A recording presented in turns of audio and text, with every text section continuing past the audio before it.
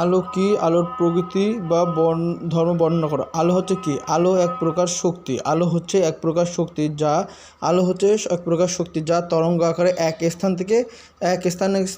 থেকে অন্য স্থানে যায়। কোনো বস্তুর উপরে আলোর যখন পড়ে তখনই আমরা বস্তুটি দেখতে পাই, অর্থাৎ এক স্থান থেকে আরেক স্থানে যাওয়ার পরে আলো হচ্ছে একটি শক্তি যা এক স্থান থেকে আরেক স্থানে গিয়ে কোনো বস্তুর উপরে যখন পড়ে তখন আমরা ওই বস্তুটি দেখতে পাই। আলোর কারণে বস্তু দৃশ্যমান হলেও, এখানে একটা জিনিস দৃশ্যমান আমরা দেখতে পাই, কিন্তু আলোর কারণে বস্তু দৃশ্যমান হলে আলো নিজেই হচ্ছে অদৃশ্য। আলোর কারণেই বস্তু দেখতে পেলেও আলো নিজেই অদৃশ্য। আলোর প্রকৃতি বা ধর্ম। আলো এক প্রকার শক্তি, এটা তরঙ্গ আকারে এক স্থান থেকে অন্য স্থানে যায়। আলোর উপস্থিতির কারণে আমরা বস্তুকে দেখতে পারি। আলো নিজেই হচ্ছে অদৃশ্য, এটা হচ্ছে সংজ্ঞার ভিতরে ছিল।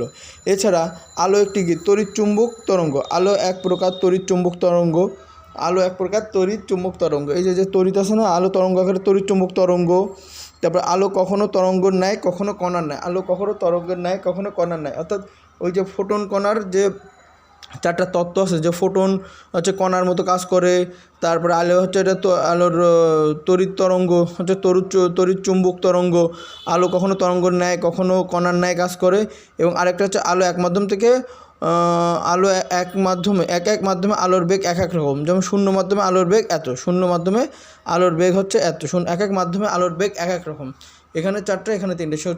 আলো হচ্ছে একসময় কণার মতো কাজ করে, একসময় কণার মতো কাজ করে, আবার অনেক সময় কি তরঙ্গের ন্যায় আচরণ করে। তারপর আলো এক প্রকার তড়িৎ চুম্বক তরঙ্গ। ঠিক আছে। 2 নম্বর কোশ্চেনে বলতেছে কি আলোর উপাদান কি? আলোর উপাদান হচ্ছে ফোটন, ফোটন নামক ক্ষুদ্র কণিকা। আলোর উপাদান হচ্ছে ফোটন নামক ক্ষুদ্র কণিকা। এটা তো আলো, যেমন এটা ধরি বাল্ব, এটা হচ্ছে বাল্ব, এটা ধরলাম বাল্ব। এখন এখান থেকে যে ছোটোগুলো যায় এইটাই হচ্ছে ফোটন। আলোর উপাদান হচ্ছে ক্ষুদ্র ফোটন কণিকা। আলোর উৎপাদন হচ্ছে এই যে আমরা যে আলোটা যাচ্ছে এটা তো এরকমভাবে নিরবিচ্ছিন্নভাবে না গিয়ে এরকম ফোটন বা প্যাকেট আকারে যায়, এইটাই হচ্ছে আলোর উপাদান হচ্ছে ক্ষুদ্র ফোটন নামক ক্ষুদ্র কণিকা। আচ্ছা, আলোর উৎস কাকে বলে? যে বস্তুটি আলোর উৎস, এই যে সূর্যরশ্মি, যে বস্তু আলোকে বিকৃত করে। এই সূর্য কী করে? আলোকে বিকৃত করে। অর্থাৎ আলোর উৎস হচ্ছে যে বস্তু আলোকে বিকৃত করে, সেটাই হচ্ছে আমরা বলতে পারি আলোর উৎস। যে বস্তুটি আলোকে বিকৃত করে তাকে আমরা আলোর উৎস বলি। যে বস্তুটি এই যে সূর্য আলোর উৎস সূর্য, ওখানে লিখতে হবে আলো বিকৃত করে। অর্থাৎ যে বস্তুটি আলো বিকৃত করে সেটাই হচ্ছে আলোর উৎস। আলো কিভাবে উৎপন্ন হয়?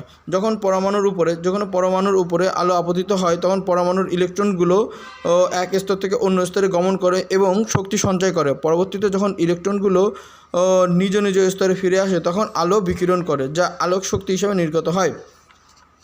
এখানে বুঝতে হবে যে যখন পরমাণুর উপর আলো আপতিত হয়, অর্থাৎ একটা ধাতব পাত, ধরি এটা একটা ধাতব পাত, এটার উপরে আলো যখন আপতিত হয়, ধাতব পাতের আলো আপতিত হয়, তাই এখানে যে পরমাণু থাকে, অনেকগুলো পরমাণু থাকে। এই পরমাণুর ইলেকট্রনের পর আলো যখন পড়ে কোনো ধাতব পাতের উপরে বা কোনো পরমাণুর উপরে, যখন এটা হচ্ছে পরমাণু, কোনো পরমাণুর উপরে যখন আলোক পড়ে, অর্থাৎ যখন পরমাণুর উপরে আলো আপতিত হয় তখন এই পরমাণুর ভিতরে যে ইলেকট্রন আছে এই ইলেকট্রনগুলো তখন কী করে? এক স্তর থেকে আরেক স্তরে গমন করে। এক স্তরে যখন ইলেকট্রন পড়ে তখন এগুলো কি শক্তি সঞ্চয় করে এক স্তর থেকে আরেক স্তরে কি গমন করে। পরবর্তীতে যখন ইলেকট্রনগুলো নিজ স্তরে ফিরে আসে তখন আলো বিকিরণ করে, একটা শক্তি নেয়। পরবর্তীতে যখন নিজের স্তরে চলে আসে তখন শক্তিটা ছেড়ে দেয়, অর্থাৎ আলো বিকিরণ করে। তখন ইলেকট্রনগুলো যখন নিজ স্তরে ফিরে আসে তখন আলো বিকিরণ করে, যা আলোক শক্তি হিসেবে নির্গত হয়। অর্থাৎ কোনো পরমাণুর উপরে যখন আলোক শক্তি পড়ে, আলোক শক্তি পড়ে, তখন পরমাণুর যে ইলেকট্রনগুলো আছে এইগুলো কী করে? আলোক শক্তি সঞ্চয় করে এবং এক স্তর থেকে অন্য স্তরে শক্তি সঞ্চয় করে এখানে চলে যায়, এখানে আলোর জায়গাটা দিয়ে এক স্তর থেকে আরেক স্তরে সরে যায়। এবং পরবর্তীতে যখন ইলেকট্রনগুলো নিজ স্তরে ফিরে আসে তখন এই যে শক্তি সঞ্চয় করে এই শক্তিগুলো ছেড়ে দেয়, অর্থাৎ পরবর্তী ইলেকট্রনগুলো নিজ স্তরে ফিরে আসে তখন ওই আলো যে শক্তি সঞ্চয় করেছে এইকে আলোকে বিকিরণ করে, ফলে আমরা হচ্ছে যে আলোক শক্তি হিসাবে নির্গত হয়, যা আলোক শক্তি হিসাবে নির্গত হয়, আলোকে বিকিরণ করে যা আলোক শক্তি হিসাবে নির্গত হয়। এবার হচ্ছে স্বপ্রভ ও নিষ্প্রভ বস্তু কী? স্বপ্রভ, যে বস্তু নিজেই আলো বিকিরণ করে তাকে স্বপ্রভ বস্তু বলে। যে বস্তুটি নিজেই আলো বিকিরণ করবে তাকে স্বপ্রভ বস্তু বলে। যেমন স্বপ্রভ নিজেই প্রভা দিবে, যেমন যে বস্তুটা নিজেই আলো প্রদান করে, যেমন সূর্য, নক্ষত্র, এটাই হচ্ছে নিজে যে বস্তু নিজেই আলো প্রদান করে, বিকিরণ করে, আলো প্রদান করে না, যে বস্তু আলো প্রদান করে না, আলো বিকিরণ করে, যে বস্তু নিজেই আলো বিকিরণ করে সেটাই হচ্ছে স্বপ্রভ বস্তু, যেমন সূর্য। আর নিষ্প্রভ হচ্ছে চাঁদ। কেমন করে? যে বস্তু নিজে আলো বিকিরণ করেন না, অন্য স্বপ্রভ বস্তুর আলোয় দৃশ্যমান হয়, অন্য স্বপ্রভ বস্তুর আলোয় দৃশ্যমান হয়, তাকে নিষ্প্রভ বস্তু বলে। যে বস্তু নিজে আলো দেয়, বিকিরণ করে, সেই হচ্ছে স্বপ্রভ। যে বস্তু নিজে দেয় না কিন্তু স্বপ্রভ বস্তুর আলো দ্বারা দৃশ্যমান, বস্তুর আলো দ্বারা দৃশ্যমান হয়, তাকে নিষ্প্রভ বস্তু বলে, যেমন হচ্ছে চাঁদ। এবার হচ্ছে আলোর ফ্লাক্স। এবার পর্ব হচ্ছে আলোর ফ্লাক্স। আচ্ছা, আমরা এটা কি পড়ছি? আলোর ফ্লাক্স, এটা হচ্ছে কল, এই কল দিয়ে যে পানি পড়তেছে, এই কল দিয়ে যে পানি পড়তেছে, এই নির্দিষ্ট ক্ষেত্রের ফলের ভিতরে যতগুলো পানি পড়ছে, এটাই হচ্ছে কিসের? পানির ফ্লাক্স। এটা হচ্ছে পানির ফ্লাক্স। এরকম একইভাবে সূর্য হচ্ছে 1 সেকেন্ডে, এটা কি 1 সেকেন্ডে যতগুলো যে পরিমাণ আলো শক্তি নির্গত করে, কোনো উৎস থেকে আলো 1 সেকেন্ডে যে পরিমাণ আলোক শক্তি নির্গত করে তাকে আলোক ফ্লাক্স বলে। আলোক ফ্লাক্সের একক হচ্ছে লুমেন। আলোক ফ্লাক্সের অপর নাম হচ্ছে দীপ্তি। আলোক ফ্লাক্সের দীপ্তি কাকে বলে? দীপ্তি। আলোক ফ্লাক্স এবং দীপ্তি, ফ্লাক্স হচ্ছে দীপ্তি ফ্লাক্স হচ্ছে দীপ্তি কাকে বলে বা ফ্লাক্স কাকে বলে? দীপ্তির অপর নাম হচ্ছে ফ্লাক্স। অর্থাৎ আলো কোনো উৎস হতে আলো যদি 1 সেকেন্ডে, এটা হচ্ছে আলোচক, কোনো উৎস থেকে আলো যদি 1 সেকেন্ডে যে পরিমাণে আলো বিকিরণ করবে, যে পরিমাণে আলোক শক্তি নির্গত করে, তাকে আলোক ফ্লাক্স বলে। কোনো উৎস হতে 1 সেকেন্ডে আলো যে পরিমাণ বিকিরণ নির্গত করে, যে পরিমাণ আলোক শক্তি নির্গত করে, যে পরিমাণ আলোক শক্তি 1 সেকেন্ডে কোনো উৎস থেকে আলো 1 সেকেন্ডে যতটুকু পরিমাণে আলোক শক্তি নির্গত করবে তাকেই বলা হচ্ছে আলোর ফ্লাক্স। আলোর ফ্লাক্সের একক হচ্ছে লুমেন। আলোকবর্ষ কি? আলোকবর্ষ কত কিলোমিটার? আলোক 1 বছরের যে দূরত্ব অতিক্রম করে তাকে 1 আলোকবর্ষ বলে। আলোক 1 বছরের যে দূরত্ব অতিক্রম করে তাকে 1 আলোকবর্ষ বলে। আলোক রশ্মি 1 বছরে যে দূরত্ব অতিক্রম করে তাকে আলোকবর্ষ বলে।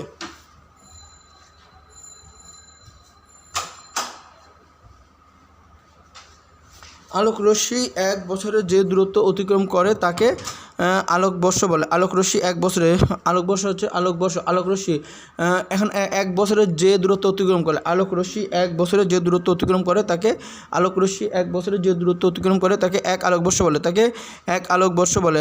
আলোক রশ্মি 1 বছরে যে দূরত্ব অতিক্রম করে তাকে 1 আলোকবর্ষ বলে। শূন্য মাধ্যমে 1 আলোকবর্ষ সমান কত কিলো? শূন্য মাধ্যমে 1 আলোকবর্ষ সমান 5 × 5.86 × 10⁻12 মাইল। শূন্য মাধ্যমে আলোকবর্ষ সমান কত কিলোমিটার? শূন্য মাধ্যমে আলোকবর্ষ সমান 5.86 × 10⁻12, 5.86 × 10⁻12 মাইল, 5.86 × 10⁻12 মাইল ইন্টু 10⁻12 মাইল হচ্ছে আলোকবর্ষ। আলোকবর্ষ কি? বর্ষ 1 বছরে আলো যে পরিমাণ, আলোকবর্ষ হচ্ছে 1 বছরে আলোকবর্ষ হচ্ছে আলোক রশ্মি। আলোকবর্ষ কি? আলোক রশ্মি 1 বছরে, এই যে আলোক রশ্মি 1 বছরে যে দূরত্ব অতিক্রম করে তাকে 1 আলোকবর্ষ বলে। আলোকবর্ষ সমান কত কিলোমিটার? আলোকবর্ষ শূন্য মাধ্যমে 1 আলোকবর্ষ সমান 5.86 × 10⁻12 মাইল। শেষ। দীপন ক্ষমতা কি? এর একক কি? দীপন ক্ষমতা কোনো আলোক উৎস হতে প্রতি সেকেন্ডে দীপন হচ্ছে 1 ঘন কোণে যতটুকু আলোক শক্তি নির্গত হয় তাকে ওই উৎসের দীপন ক্ষমতা বলে। দীপনের একক হচ্ছে ক্যান্ডেলা। দীপনের ক্ষমতা কি? দীপন ক্ষমতা হচ্ছে কোনো আলোক উৎস থেকে 1 সেকেন্ডে, 1 একক ঘন কোণে যতটুকু আলোক শক্তি নির্গত হয় তাকে ওই উৎসের দীপন ক্ষমতা বলে। দীপনের ক্ষমতা কি? দীপন 1 ঘন একক। দীপন 1 ঘন একক, এটা মনে রাখতে হবে। দীপন ইকুয়াল টু 1 ঘন 1 একক ঘন, 1 একক ঘন কোণে। দীপন হচ্ছে 1 একক ঘন কোণ। দীপন 1 একক ঘন কোণ। দীপন হচ্ছে কোনো আলোক উৎস থেকে 1 সেকেন্ডে 1 একক ঘন কোণে যে আলোক রশ্মি নির্গত হয় তাকে ওই উৎসের দীপন ক্ষমতা বলে। দীপন ক্ষমতার একক হচ্ছে ক্যান্ডেলা। উৎস থেকে 1 সেকেন্ডে 1 একক ঘনকোণে যে পরিমাণ আলোক রশ্মি নির্গত হয়, যে পরিমাণ আলোক শক্তি নির্গত হয় তাকে ওই উৎসের দীপন ক্ষমতা বলে। দীপন ক্ষমতার উৎস হচ্ছে ক্যান্ডেলা। আলো এক প্রকার শক্তি, উক্তিটির সমর্থনে যুক্তি দাও। আলো এক প্রকার শক্তি, উক্তিটির যুক্তি দাও। অর্থাৎ আলো যে এক প্রকার শক্তি, অর্থাৎ শক্তি কি? আলো এক প্রকার শক্তি। শক্তির যেমন সৃষ্টি বা নাশ নেই, এক শক্তি থেকে অন্য শক্তিতে রূপান্তরিত হয়, আলো ঠিক তেমনি এক শক্তি থেকে অন্য শক্তিতে রূপান্তরিত হয়। আলো এক প্রকার শক্তি, এটা দাও। যেমন শক্তির যেরকম নাশ বা সৃষ্টি নাই, এক শক্তি থেকে অন্য শক্তিতে রূপান্তরিত হয়, আলো ঠিক তেমন এক শক্তিতে অন্য শক্তিতে রূপান্তরিত হয়। যেমন বৈদ্যুতিক বাল্বের ভিতরে, এখন একটা বৈদ্যুতিক বাল্বের ভিতর দিয়ে বিদ্যুৎ প্রবাহ করলে বিদ্যুৎ শক্তি আলোক শক্তিতে রূপান্তরিত হয়, আবার ওই আলোক শক্তি তাপ শক্তিতে রূপান্তরিত হয়। শক্তির ন্যায় আলোকও এক শক্তি থেকে অন্য শক্তিতে রূপান্তরিত হয় বলে আলোককে শক্তি বলা হয়। যেমন বৈদ্যুতিক বাল্বে যদি বিদ্যুৎ প্রবাহ করা হয়, তাহলে প্রথমে এই বিদ্যুৎ শক্তিটা কী করছে? আলোক শক্তিতে রূপান্তরিত হচ্ছে, আবার এই আলোক শক্তি কী হচ্ছে? তাপ শক্তিতে রূপান্তরিত হচ্ছে। অর্থাৎ শক্তির ন্যায় আলো এক শক্তি থেকে এক শক্তিতে রূপান্তরিত হয় বলে একে আলোক শক্তি বলা হয়। বর্ণালী কি? কত প্রকার ও কী কী? বর্ণালীটা হচ্ছে এইটাই হচ্ছে বর্ণালী। অর্থাৎ কোনো যৌগিক আলোর বিচ্ছুরণের ফলে বর্ণালী, আমি প্রথমে এইটা লিখব। বর্ণালী বলতে এইটুকু বোঝাচ্ছে বর্ণালী। এটাকে তো বিচ্ছুরণ বলে, এইটাকে হচ্ছে বিচ্ছুরণ বলে, যে ছড়ে যাবে, আর এইটাকে হচ্ছে বর্ণালী বলে। এটাকে বিচ্ছুরণ, এটাকে বর্ণালী। কোনো যৌগিক আলো কোনো মাধ্যমের মধ্যে দিয়ে কোনো যৌগিক আলো কোনো মাধ্যমের মধ্যে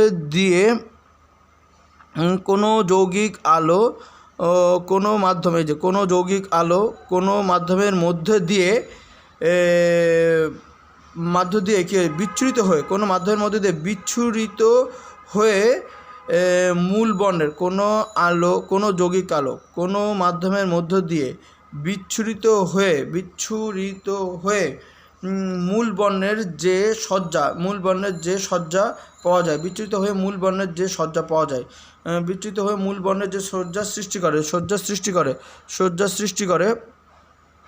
সৃষ্টি করে সেটাকেই হচ্ছে বর্ণালী বলে। অর্থাৎ কোনো যৌগিক আলোকে কোনো মাধ্যমের মধ্য দিয়ে বিচ্ছুরিত হয়ে মূল বর্ণের যে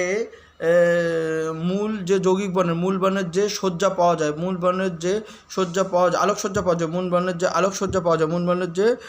আলোকসজ্জা পাওয়া যায় তাকে হচ্ছে বর্ণালী বলে।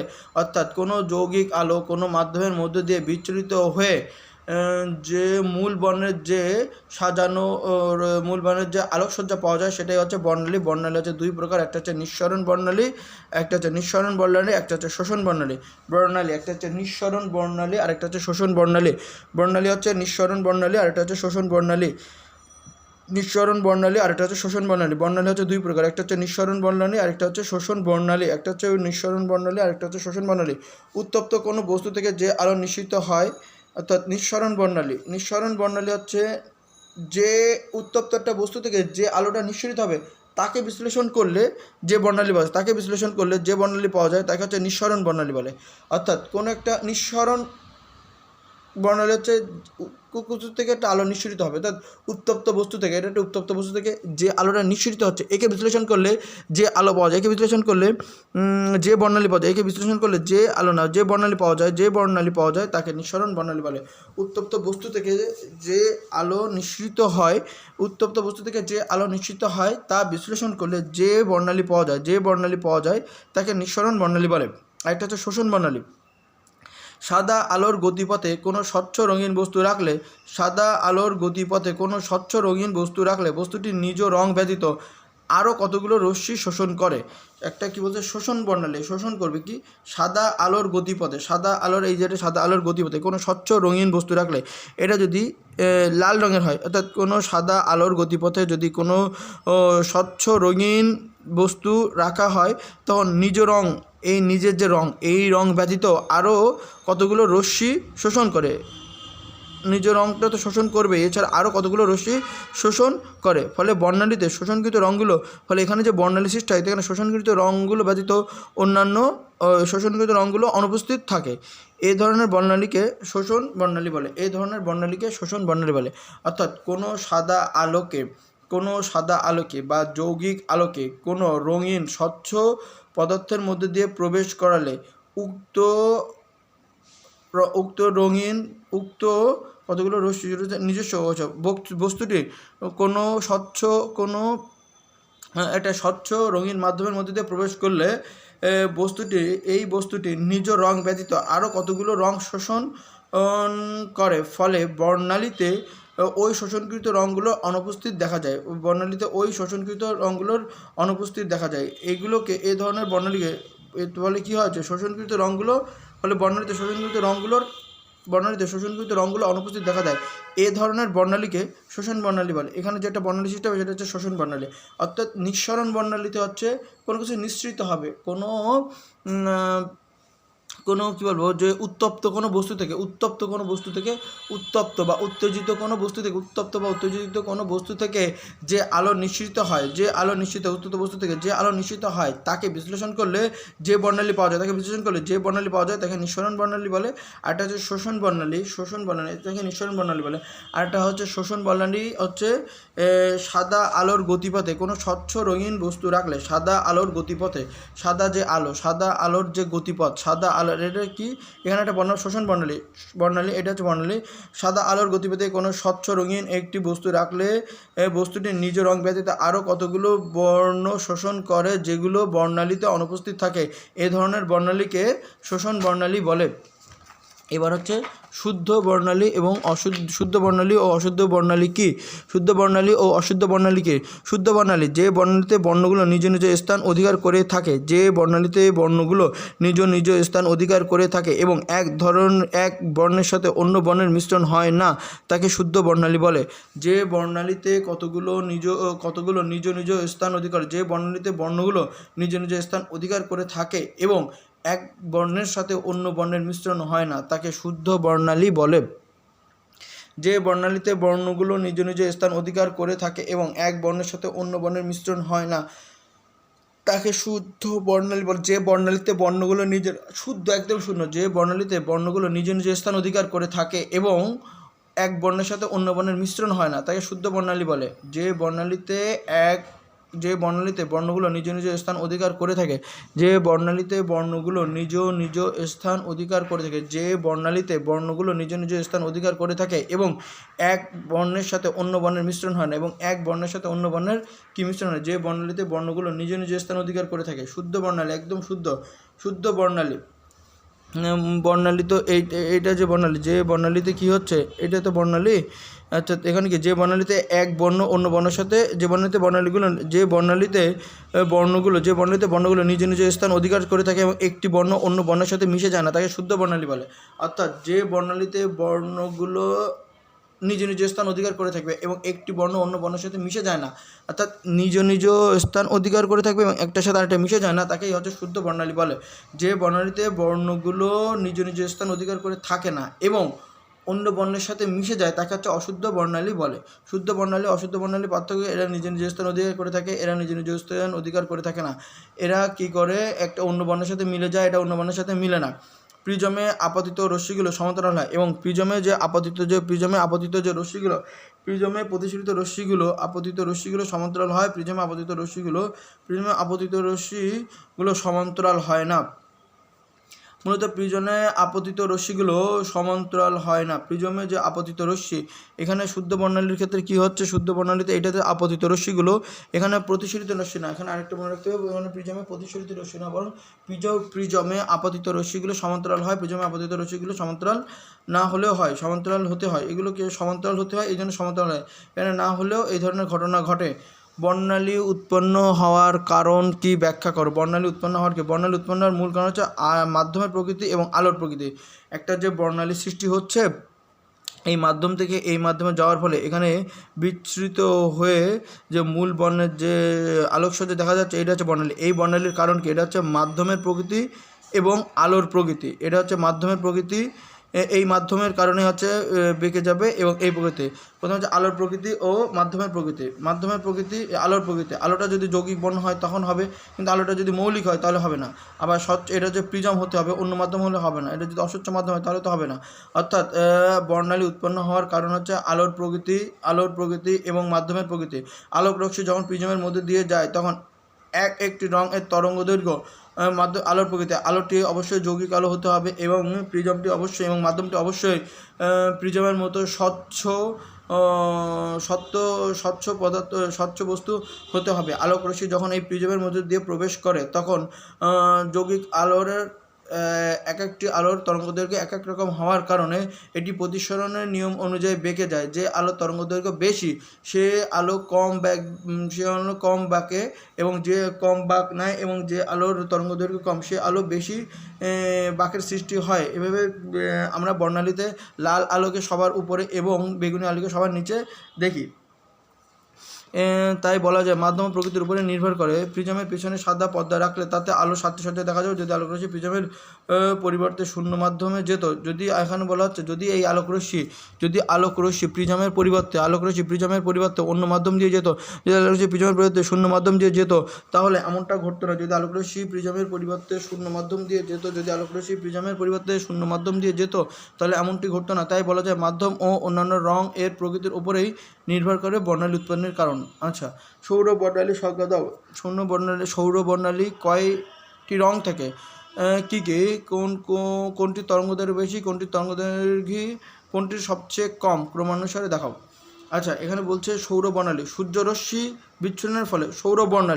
সূর্যরশ্মি কোনো মাধ্যমে আপতিত হয়ে বিচ্ছুরণের ফলে যে বর্ণালী সৃষ্টি হয় তাকে সৌর বর্ণালী। সূর্যরশ্মি কোনো মাধ্যমে আপতিত হয়ে সূর্যরশ্মি কোনো মাধ্যমে আপতিত হয়ে বিচ্ছুরণের ফলে যে বর্ণালী সৃষ্টি হয় তাকে সৌর বর্ণালী বলে। একে দৃশ্যমান বর্ণালীও বলে। সৌর বর্ণালীর অপর নাম হচ্ছে দৃশ্যমান বর্ণালীও বলে। এইবার কি সৌর বর্ণালীতে কয়টি রং থেকে? সূর্য থেকে যেটা আছে 7টি রং থেকে, সেটা হচ্ছে বেনিয়া সহকলা। ঠিক আছে, এখানে বলতেছে কি সেগুলো দিলাম। কোনটি তরঙ্গদৈর্ঘ্য বেশি? লাল আলোর তরঙ্গদৈর্ঘ্য বেশি। কোনটি তরঙ্গদৈর্ঘ্য কম? সেটা হচ্ছে বেগুনি আলোর তরঙ্গদৈর্ঘ্য কম। আর যদি বলা হয় যে এই ক্রম অনুসারে দেখাও তখন এরকম হবে, অর্থাৎ এটা সবথেকে বেশি, এটা সবথেকে কম। পরিপূরক বর্ণ কাকে বলে? পরিপূরক বর্ণ একটা একে অপরের পরিপূরক, অর্থাৎ যে দুটি বর্ণ পরস্পরের সাথে মিশে আমাদের দর্শন ইন্দ্রিয়ে সাদা আলোর অনুভূতি করে তাকে পরিপূরক বর্ণ বলে। তবে অর্থাৎ দুটি বর্ণ মিলে একটি নতুন বর্ণ হলে দুটি বর্ণ মিলিত হয়ে পরিপূরক বর্ণ কাকে বলে? দুটি ভিন্ন বর্ণ একত্রে মিলিত হয়ে নতুন একটি বর্ণের সৃষ্টি হয়। দুটি পরিপূরক বর্ণ, দুটি ভিন্ন বর্ণ একত্রে মিলিত হয়ে নতুন একটি বর্ণের সৃষ্টি করবে। এবার নতুন বর্ণ থেকে কোনো একটি বর্ণকে শোষণ করে নিলে এটি আবার পুনরায় একটি ভিন্ন বর্ণের সৃষ্টি হবে। অর্থাৎ এক্ষেত্রে দুটি বর্ণ একটি অপরের পরিপূরক। যেমন নীল এবং হলুদ, যেমন নীল ও হলুদ বর্ণকে একত্রে মিশ্রণ করে সাদা রঙের সৃষ্টি হয়। এখন সাদা রং থেকে নীল আলোকে বাদ দিলে বাকি অংশ সামগ্রিক বর্ণ হলুদ হয়ে যায়। এক্ষেত্রে নীল আলো হলুদ আলোর পরিপূরক। অর্থাৎ দুটি বর্ণ একসাথে মিশ্রিত হবে, দুটি বর্ণ মিশে নতুন একটা বর্ণ হবে। সেই বর্ণ থেকে যদি আমি আবার কোনো একটা বর্ণকে তুলে নেই তাহলে বাকি বর্ণটি ওই বর্ণের ভিন্ন বর্ণ হবে। এবারটা হচ্ছে প্রভা কি? প্রভা হচ্ছে কোনো দৃশ্যমান বস্তুর উপরে কোনো নির্দিষ্ট বস্তু দ্বারা নির্দিষ্ট তরঙ্গদৈর্ঘ্যের আলো শোষণ ও নির্দিষ্ট তরঙ্গদৈর্ঘ্যের আলোর বিকিরণকে প্রভা বলে। কোনো নির্দিষ্ট বস্তু দ্বারা নির্দিষ্ট তরঙ্গদৈর্ঘ্যের আলো শোষণ ও নির্দিষ্ট তরঙ্গদৈর্ঘ্যের আলোর বিকিরণকে প্রভা বলে। কোনো নির্দিষ্ট বস্তু দ্বারা নির্দিষ্ট তরঙ্গদৈর্ঘ্যের আলো শোষণ ও নির্দিষ্ট তরঙ্গদৈর্ঘ্যের আলোর বিকিরণকে প্রভা বলে। কোনো নির্দিষ্ট বস্তু দ্বারা নির্দিষ্ট তরঙ্গদৈর্ঘ্যের আলো শোষণ ও নির্দিষ্ট তরঙ্গদৈর্ঘ্যের আলোর বিকিরণকে প্রভা বলে। প্রভা কাকে বলে? কোনো নির্দিষ্ট বস্তু দ্বারা নির্দিষ্ট তরঙ্গদৈর্ঘ্যের আলো শোষণ ও নির্দিষ্ট তরঙ্গদৈর্ঘ্যের আলোর বিকিরণকে প্রভা বলে। প্রভা হচ্ছে 3 প্রকার। প্রভা 3 প্রকার।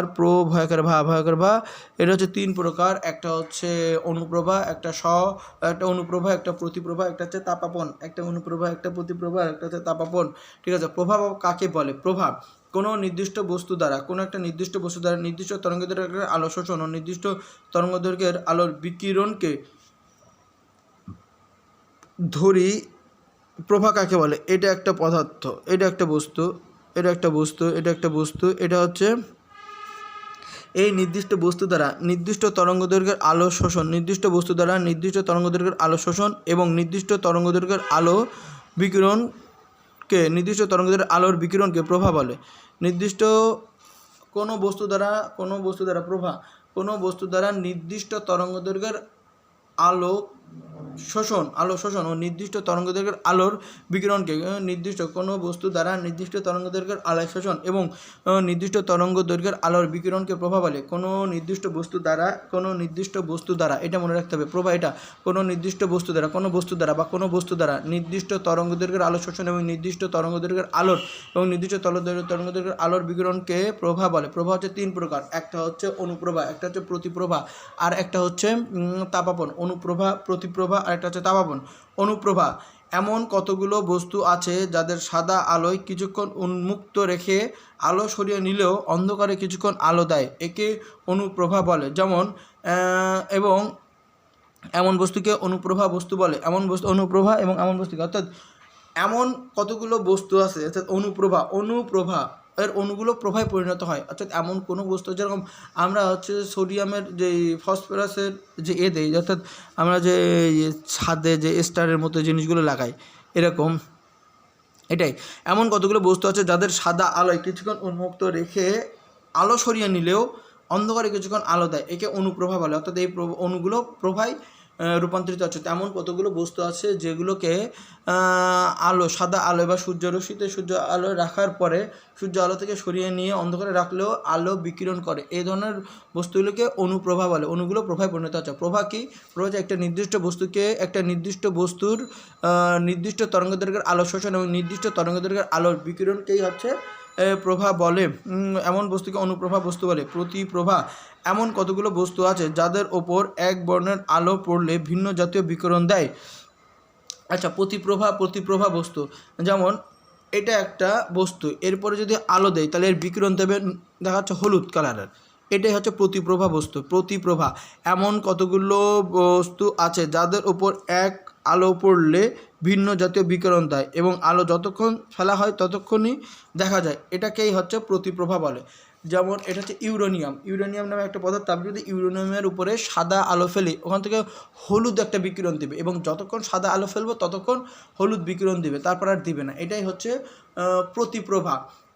প্রভাটা একদম ওর মতোই হবে, কিন্তু নট ওইটা। অনুপ্রভা মানে অণুগুলো প্রভাবে পরিণত হবে। প্রতিপ্রভা হচ্ছে যখন কোনো বস্তুর উপরে আমি একটা আলো ফেলবো, যখন কোনো বস্তুর উপরে সাদা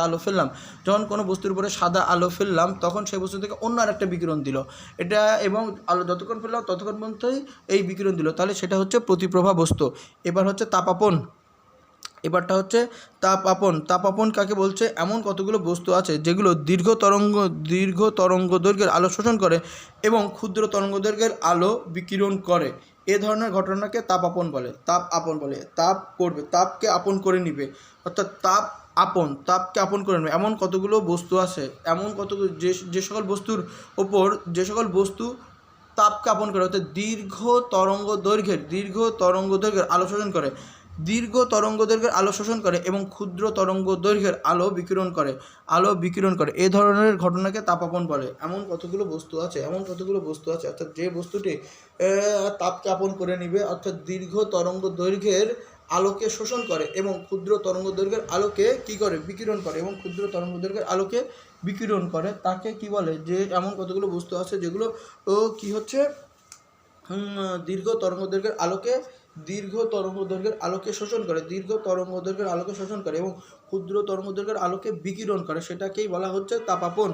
বস্তুর বর্ণ কি? আসলে বস্তুর ধর্ম নয়, এটি হচ্ছে আলোর ধর্ম। বস্তুর বর্ণ পদার্থের ধর্ম নয়।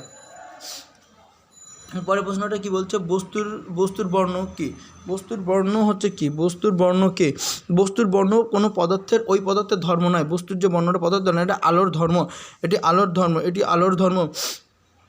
বস্তুর বর্ণ কোনো বস্তুর বর্ণ কোনো পদার্থের ধর্ম নয়। বস্তুর বর্ণ কোনো পদার্থের ধর্ম নয়, এটি মূলত আলোর ধর্ম। বস্তুর বর্ণ কোনো পদার্থের ধর্ম নয়, এটি আলোর ধর্ম। বস্তুর বর্ণ পদার্থের কোনো ধর্ম নয়, এটি আলোর ধর্ম। যেরকম সাদা আলোতে এটা হলুদ দেখাচ্ছে, কিন্তু এরপর যদি আমি নীল আলো ফেলতাম তাহলে এটা কি কালো দেখাতো, তখন কি আমি বলতাম এটা হচ্ছে কালো বস্তু। সুতরাং বলা হচ্ছে যে পদার্থের কী বলে বস্তুর বর্ণ, এই যে বস্তুর যে বর্ণ, এটা পদার্থের কোনো ধর্ম নয়, এটা আলোর ধর্ম। কোনো একটি বস্তু হতে আলোর প্রতিফলন প্রতিসরণ ও শোষণের পরে যে বর্ণের আলো চোখে পড়ে সেটাই হচ্ছে বস্তুর বর্ণ। অর্থাৎ বস্তুর বর্ণটা কি? কোনো একটি বস্তু হতে আলোর প্রতিফলন, একদম কী হবে, আলোর প্রথমে হচ্ছে প্রতিফলন হবে, প্রতিসরণ হবে এবং শোষণের পরে আলোর প্রতিফলন প্রতিসরণ ও শোষণের পরে যে বর্ণের আলো চোখে পড়ে সেটাই হচ্ছে বস্তুর বর্ণ। কোনো বস্তু হতে, অর্থাৎ এই বস্তুটা হতে আলোর প্রতিফলন প্রতিসরণ এবং শোষণের পরে যে বর্ণ দেখা যায় সেটাই হচ্ছে বস্তুর বর্ণ। পরে বর্ণালীতে দৃশ্যমান তরঙ্গ দৈর্ঘ্য সীমা কি? বর্ণালীতে দৃশ্যমান তরঙ্গ দৈর্ঘ্য, অর্থাৎ দৃশ্যমান আলো বলতে কী বোঝাচ্ছে? দৃশ্যমান আলো বলতে বোঝাচ্ছে যে একটা তড়িৎ চুম্বক বর্ণালীতে তড়িৎ চুম্বক তরঙ্গে 700 ন্যানোমিটার থেকে 400 ন্যানোমিটার দৈর্ঘ্যের তরঙ্গরশ্মি হচ্ছে দৃশ্যমান তরঙ্গ দৈর্ঘ্য। এই 700 ন্যানোমিটার থেকে 400 ন্যানোমিটার এটাকে ভাগ করা হচ্ছে বেনিয়াসহ কলা। তাহলে যেটা আছে 400 থেকে হচ্ছে, আমি প্রথমে গেলাম 430 থেকে 450 থেকে 480, তারপর হচ্ছে 510, 480 থেকে 530, 480 থেকে হচ্ছে 530, 530 থেকে 580 ন্যানোমিটার, সবগুলো ন্যানোমিটার। 580 থেকে 610, 610 থেকে 580 থেকে 640, 640 থেকে 700, অর্থাৎ 430, 450, 450 পরে 480, 80 পরে 530, যেমন 430, এবারে চলে আসলো 530 পরে 580 পরে 640 পরে 700 ন্যানোমিটার পর্যন্ত বিস্তৃত। এর ভিতরে লাল আলোর তরঙ্গ দৈর্ঘ্য বেশি এবং বেগুনি আলোর তরঙ্গ দৈর্ঘ্য সবচেয়ে কম। বর্ণালীতে দৃশ্যমান বিভিন্ন তরঙ্গ দৈর্ঘ্যের সীমা, এইগুলো হচ্ছে সীমা। মোনোক্রামাটিক আলো কি? মোনো মানে এক, যে সকল আলো থেকে কেবল এক বর্ণের আলো উৎপন্ন হয় তাকে যে সকল আলো থেকে কেবল একটা বর্ণের আলো, একদম মোনোক্রামাটিক, অর্থাৎ এটা বলতে পারি মৌলিক। যে বর্ণ থেকে একটি বর্ণের আলো উৎপন্ন হয় তাকে মোনোক্রামাটিক বর্ণ বলে। যে সকল আলো থেকে কেবল এক বর্ণের আলো উৎপন্ন হয়, যে মোনোক্রামেটিক আলো, যে আলো থেকে এক বর্ণের আলো, যে মোনোক্রামেটিক আলো, অর্থাৎ যে সকল আলো থেকে মোনো মানে এক বর্ণের আলো নির্গত হয়, আর যে সকল আলো থেকে কেবল এক বর্ণের আলো উৎপন্ন হয়,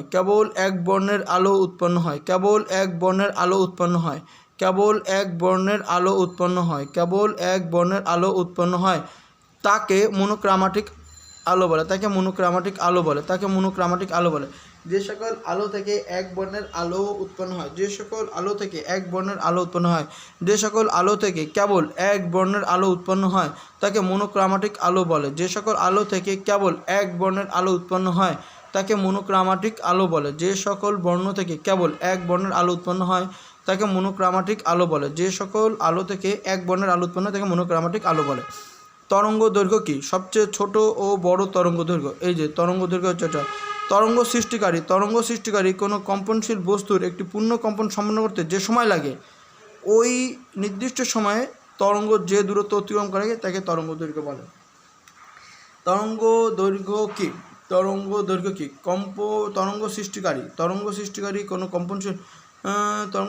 কম্পনশীল বস্তুর একটি পূর্ণ কম্পন সম্পন্ন করতে তরঙ্গ দৈর্ঘ্য। কম্পনশীল বস্তুর একটি পূর্ণ কম্পন সৃষ্টি করে তরঙ্গ সৃষ্টিকারী এরকম না দিয়ে যদি কম্পন সৃষ্টিকারী কোনো বস্তুর একটি কম্পনশীল বস্তুর একটি পূর্ণ কম্পন সম্পন্ন করতে যে তরঙ্গ সৃষ্টিকারী। তরঙ্গ দৈর্ঘ্য হচ্ছে কি? কম্পন সৃষ্টিকারী। এই যে কম্পন সৃষ্টিকারী কোনো বস্তুর একটি পূর্ণাঙ্গ কম্পন সৃষ্টি করতে যে সময় লাগে, একটি পূর্ণাঙ্গ কম্পন সৃষ্টি করতে এই যে কাপ্য দণ্ডায়মান একটা পূর্ণাঙ্গ কম্পন সৃষ্টি করে যে সময় লাগে, একটা পূর্ণাঙ্গ কম্পন সৃষ্টি করে যে সময় লাগে, সেই সময় তরঙ্গ সেই সময় তরঙ্গ যে পথ অতিক্রম করে, ধরি এটা হচ্ছে একটা বস্তু, এটাকে যখন আঘাত করা হবে তখন এটা ঠিক কম্পনশীল বস্তু এরকম করে আঘাতপ্রাপ্ত থাকবে, এটা এরকম করে অর্থাৎ কম্পনশীল বস্তু একটি পূর্ণ কম্পন, এর ফলে এটা এই কম্পনশীল বস্তুর একটি পূর্ণাঙ্গ কম্পন সৃষ্টি করতে, এটা একটা পূর্ণাঙ্গ কম্পনশীল বস্তুর একটি পূর্ণাঙ্গ কম্পন সৃষ্টি করতে 1 সেকেন্ডে যে সময় লাগে ওই সময়ে তরঙ্গ যতটুকু পথ অতিক্রম করে, তাকে বলা হয় তরঙ্গ দৈর্ঘ্য। তরঙ্গ দৈর্ঘ্য কাকে বলে? কম্পনশীল বস্তু। তরঙ্গ দৈর্ঘ্য মানে কি? আমি প্রথমে এইটা বুঝবো, এটা হচ্ছে তরঙ্গ, এইটা হচ্ছে তরঙ্গ দৈর্ঘ্য অর্থাৎ কম্পনশীল বস্তু। প্রথমে কি এটাকে তরঙ্গ মানে আমি এইটাকে বুঝবো, এর আগে এই চিত্রটা আমার মাথায় থাকবে। অর্থাৎ কম্পনশীল বস্তু একটি পূর্ণ কম্পন সৃষ্টি করতে, যে সময় লাগে, কম্পনশীল বস্তুর একটি পূর্ণ কম্পন সৃষ্টি করতে যে সময় লাগে, কম্পনশীল বস্তুর একটি পূর্ণ কম্পন সৃষ্টি করতে যে সময় লাগে, কম্পনশীল বস্তুর একটি পূর্ণ কম্পন সৃষ্টি করতে যে সময় লাগে, কম্পনশীল বস্তুর একটি পূর্ণ কম্পন সৃষ্টি করতে যে সময় লাগে, ওই সময় কম্পনশীল বস্তুর একটি পূর্ণ কম্পন সৃষ্টি করতে যে সময় লাগে, ওই সময় তরঙ্গ যতটুকু পথ অতিক্রম করে, তাকে বলা হয় তরঙ্গ দৈর্ঘ্য। ওই সময়ে তরঙ্গ যেটুকু পথ অতিক্রম করে তাকে বলা হয় তরঙ্গ দৈর্ঘ্য। সো এবার কী বলছে, সবচেয়ে ছোট তরঙ্গ দৈর্ঘ্য হচ্ছে গামা রশ্মি। তরঙ্গ দৈর্ঘ্য, ছোট তরঙ্গ রশ্মি দৈর্ঘ্য, নট আলোক রশ্মি, তরঙ্গ সবচেয়ে গামা রশ্মি, এবং সবচেয়ে বড় হচ্ছে কি বেতার তরঙ্গ। সবচেয়ে বড় তরঙ্গ দৈর্ঘ্য হচ্ছে বেতার তরঙ্গ, সবচেয়ে বড় তরঙ্গ দৈর্ঘ্য, সবচেয়ে ছোট তরঙ্গ হচ্ছে গামা রশ্মি। গামা রশ্মি সবচেয়ে ছোট তরঙ্গ হচ্ছে গামা রশ্মি, সবচেয়ে বড় তরঙ্গ হচ্ছে কি বেতার তরঙ্গ, সবচেয়ে বড় তরঙ্গ হচ্ছে বেতার তরঙ্গ, সবচেয়ে বড় তরঙ্গ হচ্ছে বেতার তরঙ্গ, সবচেয়ে বড় তরঙ্গ হচ্ছে বেতার তরঙ্গ। আংস্ট্রম কি? আলোর তরঙ্গ দৈর্ঘ্য পরিমাপক একক। আলোর তরঙ্গ দৈর্ঘ্য পরিমাপের একক কি হচ্ছে আংস্ট্রম, একে আং দ্বারা প্রকাশ করা হয়। তড়িৎ চুম্বক তরঙ্গ কি? তড়িৎ এবং চুম্বক তরঙ্গ কি? গতিশীল তরঙ্গ। এটা হচ্ছে মনে করি তো চুম্বক, এটা হচ্ছে গতিশীল তড়িৎ ও চুম্বক ক্ষেত্রের আলোড়ন, যাতে তড়িৎ ও চুম্বক ক্ষেত্র পরস্পর লম্বভাবে থাকে। তরঙ্গ কি? তো এটা হচ্ছে তড়িৎ চুম্বক তরঙ্গ কি? যাতে তড়িৎ চুম্বক তরঙ্গ হচ্ছে কি? গতিশীল চুম্বক, যাতে চুম্বক ক্ষেত্র পরস্পর লম্বভাবে থাকে। তড়িৎ চুম্বক তরঙ্গ। আচ্ছা, এটা পরে তড়িৎ চুম্বক বর্ণালী কি? তড়িৎ চুম্বক বর্ণালী